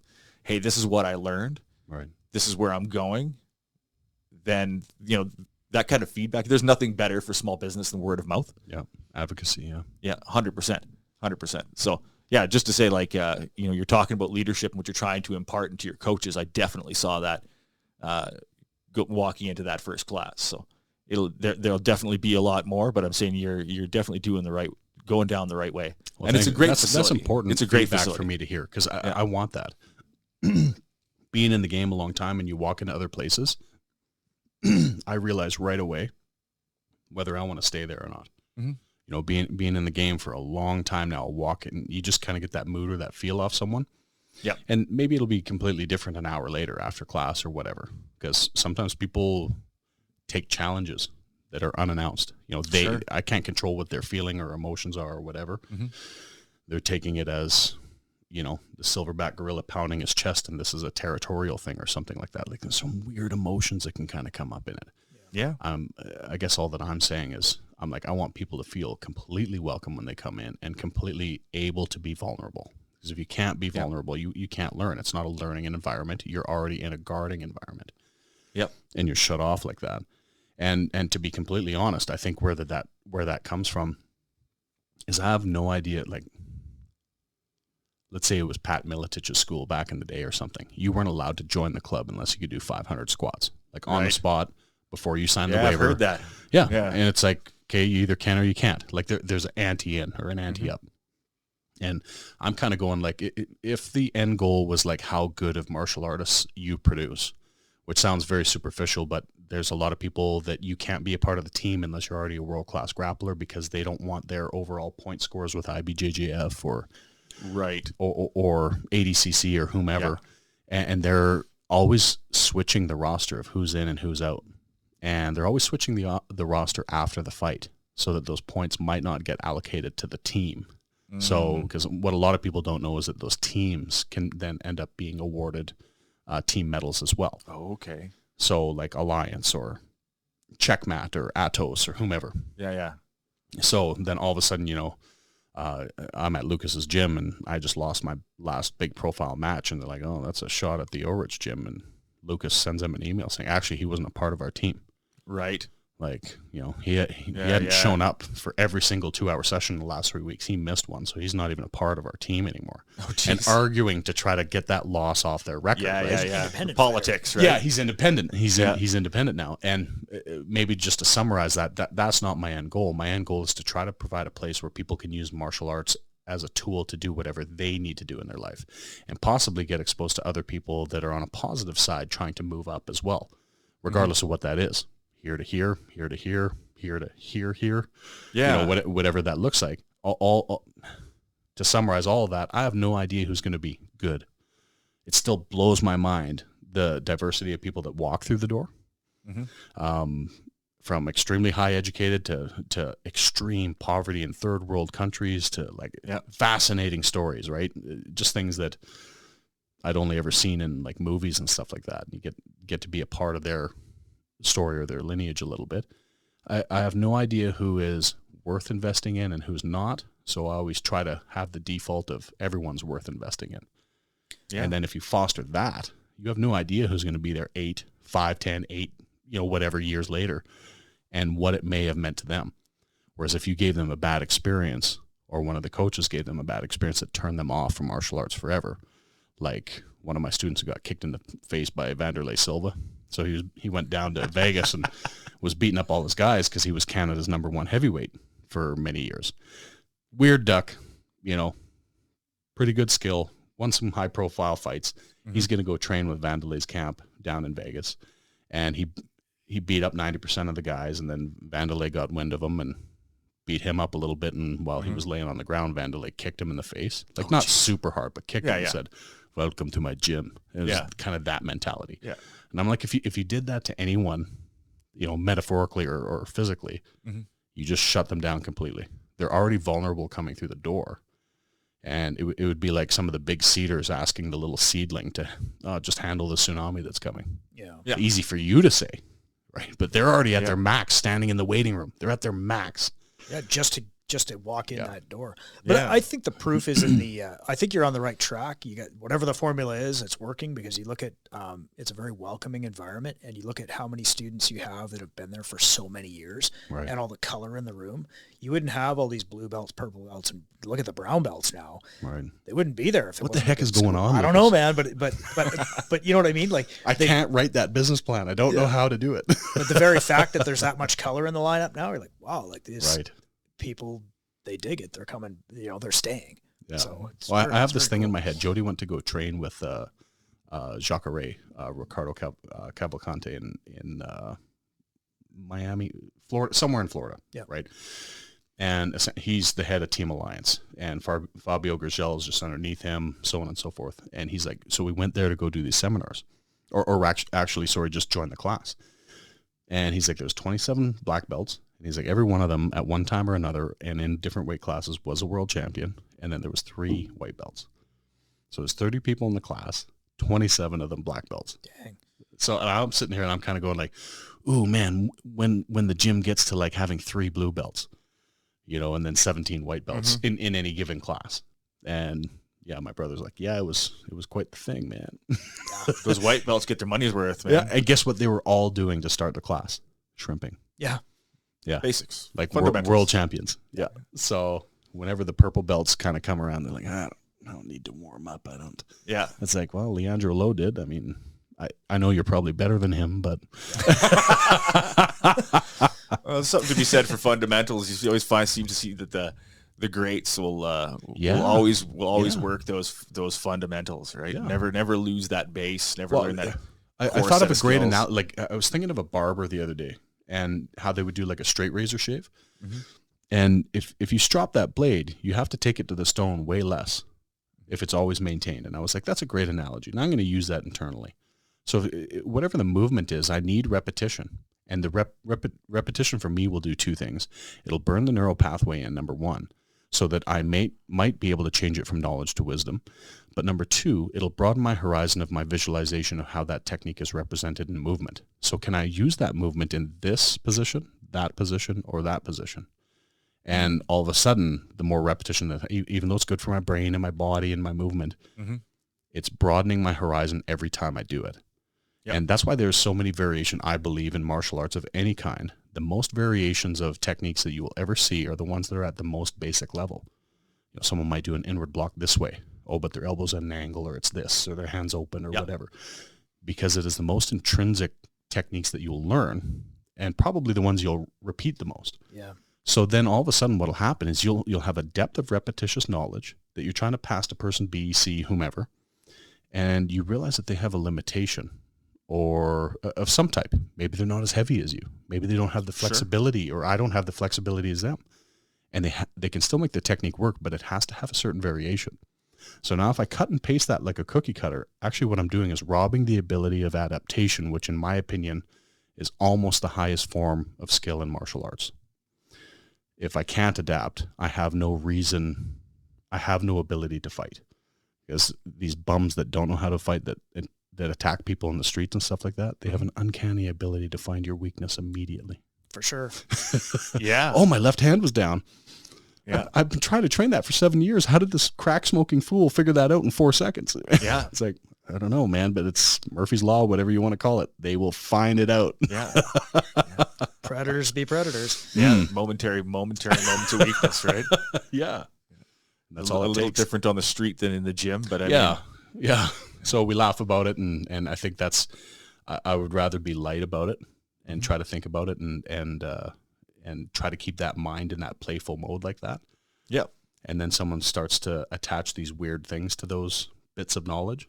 And I love the analogies that end up coming out, because someone's like, hey, I think of it this way. And I'm like, you're exactly right, but I've never thought of it that way. It's kind of like you talked about, they started out shrimping. Well, shrimping sets up your elbow knee escape, and you can use your elbow knee escape from, let's say, side control. You can use it from full mount. And if you're on top in side control, you can still use an elbow knee escape to get to mount. You're just on top doing it. This is why he's almost a purple belt. Well, whatever. Well, no, but if you take that very simple concept of shrimping, and people they're like, oh, I don't need to shrimp. Well, actually you do, because it's the building block that sets up all these other things based off of one simple idea. Right. So it's kind of I don't know. It's, for me, like, that's a really good way to put it, because that knowledge is cut and paste to so many different variables. Yep. And if someone could do that to 3 levels, it would be important. Yep. So what if they did it to the 5 that you just did, or 7? And so now it's not perishable knowledge, but actually multiplicative knowledge. So I'm in a position where I didn't have to learn anything new, but can apply it somewhere else. You've just like leveraged a full fulcrum worth of important data into a combat situation where even if you're under pressure, you don't need to have random access memory. It's useful knowledge now. Yeah. Yeah. And it's one of your fundamental techniques. Yeah. It's something you've trained. Right. I remember being a young coach, and people would come in, they'd be like, you heard of this George St. Pierre guy that's coming up? I'm like, yeah, they call him Rush for a reason. Yeah. Right? Like, it was impossible to watch that guy and not just be like flabbergasted by what he could do. He's still like that. Yeah, or like young BJ Penn and his takedown defenses and stuff. They'd be like, hey, could you teach me how to stand up like Chuck Liddell from these bad positions? I'm like, I don't know how he does it. Yeah. Like, I've watched him be in brutal ground and pound positions, and it's literally like, I think that's where the joke came from, is the Iceman Chuck Liddell. He literally just stood up. And there's no rhyme or reason. It wasn't like the technical stand-up that we do all the time, or any of these like bread and butter techniques that we teach. He would literally, like the Undertaker, and he would be up in his blue shorts with the icicles on them and whatever, and then knock people out. Yeah. And like, love him or hate him, you watch that guy back then, he would escape these crazy positions. He wasn't necessarily known for his jiu-jitsu. Like, he could get by. He was known for his knockout ability, and he was known for like raiding. He's gone and he's up. Yeah. And people will come and ask me like, hey, could you teach me how to do this like George St. Pierre? I'm like, no. I don't know how it's literally like you're playing a video game and there's a glitch. It shouldn't be. Yeah. Some guys just are capable of amazing feats. Yeah. Well, and I think George St. Pierre did really, he explained a lot of stuff. Like when he lost fights, he would go back into how he lost him, why he lost him, what he needed to work on, what he needed to improve, and then he would improve it, and then come back in the next fight and not make those same mistakes again. And you would see how he would change his fighting technique. Like when he was, I think it was his fight with BJ Penn. He was, no, it wasn't. It was the one after that. He won it. He basically Josh won Koscheck? it with, with Koscheck. He won it with the jab. Yeah. And Freddie Roach was his coach in that one. Yeah, amazing. Hamburgered him. Yeah, how he changed how he fought from the fight before, and fought an incredibly defensive fight. And a lot of people criticize it being boring. Right. But the technical aspect, just using that jab, sitting behind that guard and picking Koscheck apart with that jab was amazing. Yeah. Koscheck left with like a broken orbital bone. He didn't want to shoot. The wrestler didn't want to shoot. Yeah, no, it was an amazing fight. And you know what? George knew it. He knew that Josh had a one-trick pony. And it was respectable. Like he didn't disrespect Josh's wrestling ability. I think George could out-wrestle Josh 100 ways from Sunday. All that I'm saying is that if you were going to lay down all of your Pokemon cards that were, I don't know how it goes, but my kids have them, like the most powerful Pokemon card of Josh's would be his shot to take down wrestling. Like if he could scramble and then that double leg and then punch people in the face. So every time Josh got into distance, George smacked him with that glove in the eyeball. And in his psyche, whether Josh knew it or not, he's like, I can't shoot anymore. Or I'm going to start shooting sloppier and sloppier. And he was rewarded with the softest portion of his face getting turned into mincemeat. Yeah. And then it's in his head. He's like, I can't beat George here. And what they say in Fast and the Furious is like, you hit the NOS bottle too early or whatever. Josh was a one-trick pony. Whether he knew it or not, George and his team did. And George took that away from Josh. And what did we see? We saw a little boy with his pants down. Yep. There was nothing. There was nothing left for him to be able to do, and that's a desolate place if you're a one-dimensional or one-skilled fighter that's trying to out-athlete the other person. Yeah, always be the athlete, always. But if you only have that one skill to rely on, and I could almost guarantee you, like if I was a fly on the wall of all of his coaching places that Josh had left. Oh, you don't know what you're talking about, Dave. I'm leaving. Like, I've lost 3 fights. You're an idiot. Hey, Lucas, you're the greatest thing. You're an idiot. 3 or 4 fights later. You don't know what you're talking about. Josh, we're trying to tell you to not be that guy anymore. People know it. You're going to have to change. George exposed it. Now everyone knows it. And I don't know, is he in the Hall of Fame? Low blow. Wow. Unexpected. Too soon? I don't know. No, it's been a while. That's fair. Yeah. That's fair. It's game. So he had definitely hit his terminal velocity and was unwilling to move forward. And the joke I make in the gym, because now George is apparently old, and lots of people don't know who he is so much anymore. Yeah, you wouldn't know it from his Instagram, that's for sure. Well, and how he's trained. Like, the dude still looks... Actually, he's fighting... Wasn't he doing a jiu-jitsu UFC match fight night? Something like that. Nick Diaz? I thought that's what I'd heard. Did it happen already? I don't think so, no. Okay, well, anyway, I haven't regardless, seen it, all that I'm saying is that... hard and fast. I've heard a rumor, basically. Right, and I hope I didn't miss it. And if I did, then I'll get to see it on YouTube. But the joke I make is, I tell the guys, I'm like, look, George St. Pierre could walk in our gym tonight, and we could start playing Parcheesi, and he would beat us, or he'd not let us leave until he did. Yeah, probably. And having that mentality, like, the only other guy I think that is even close to being on par with this OCD, and I use that term very heavily, level of understanding combat and strategically picking things apart, like his fight IQ is like Albert Einstein of fighting, is Gordon Ryan. So Gordon Ryan's training is of the same ilk, and to the sense that he will train to be better at every facet. Yeah. And George was that guy. In my opinion, the greatest fighter in history. George St. Pierre. I would say I've made that argument recently that he is probably the best all-around. If there were still encyclopedias and you looked up something like MMA, I know what that is. In encyclopedias, that's right. You'd find a picture of George St. Pierre, right? Because he was the most complete fighter, complete champion. And kept that all the way and that through attitude today. Too. Like, we all loved it. Like, as traditional martial arts guys. Yeah. Like how he carried himself and spoke pre and post fight and everything like that. And he didn't partake in the whole selling the fight, which he still made a lot of money doing. But he didn't have to go down that road. Yeah, and he was the first real big superstar with all the big sponsorships and all that stuff. If they redo Bloodsport, he's got to be Jean-Claude. like his character. Oh wow, that would be amazing. Like Frank Dukes, right? Yeah. So anyway, trying to put that situation up, and Roy Country Big Nelson for his buddy. Yes. Right. Oh yeah. Oh my goodness. Bolo Young sitting there. Yes. You will be next. Absolutely. Who use for Bolo Young? Absolutely. I hope somebody in Hollywood sees this podcast and kidding casts this up right now. Because I just seen recently the Jake Gyllenhaal, Conor McGregor Roadhouse. Yeah, the trailer came out. Yeah. And they changed it quite a bit, but I was watching it without putting the cue that it was going to be Roadhouse. Mm-hmm. I was watching, I'm like, hey, this has some potential to be a good. It's Roadhouse. Yeah. And nothing will ever beat Patrick Swayze in my mind. I know. I'm old enough that some of those movies can't be improved upon.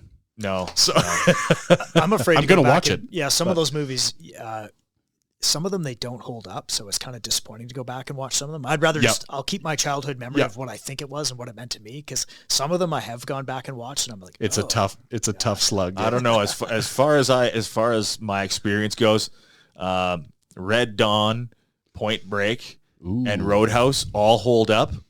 I don't know about his other work. Ghost might not hold up. Maybe not. Demi Moore. There we go. Hey, yeah.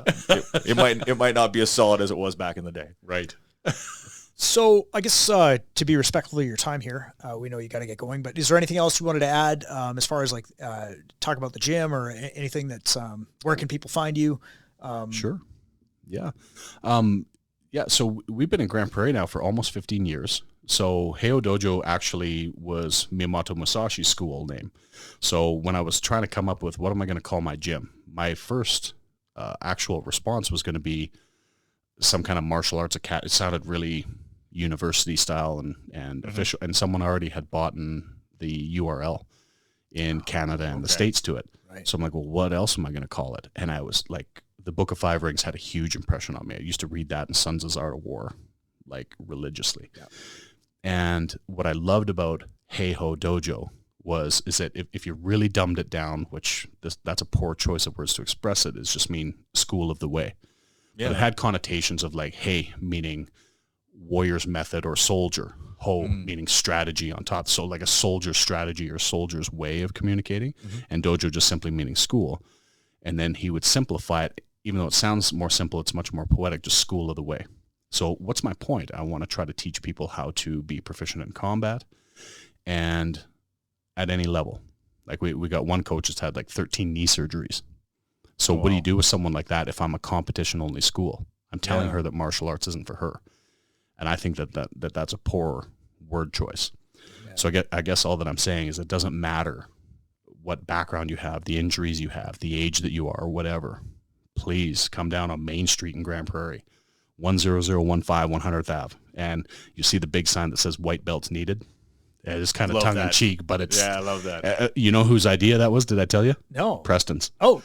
Yeah, it was. We have these afternoon classes, just like our old morning classes, where sometimes nobody shows up, and it's just us. Yeah, and we're just gonna roll. Yeah. And then Preston's like, you got to get a sign, coach. You gotta do this. White belts needed, and just pop in there.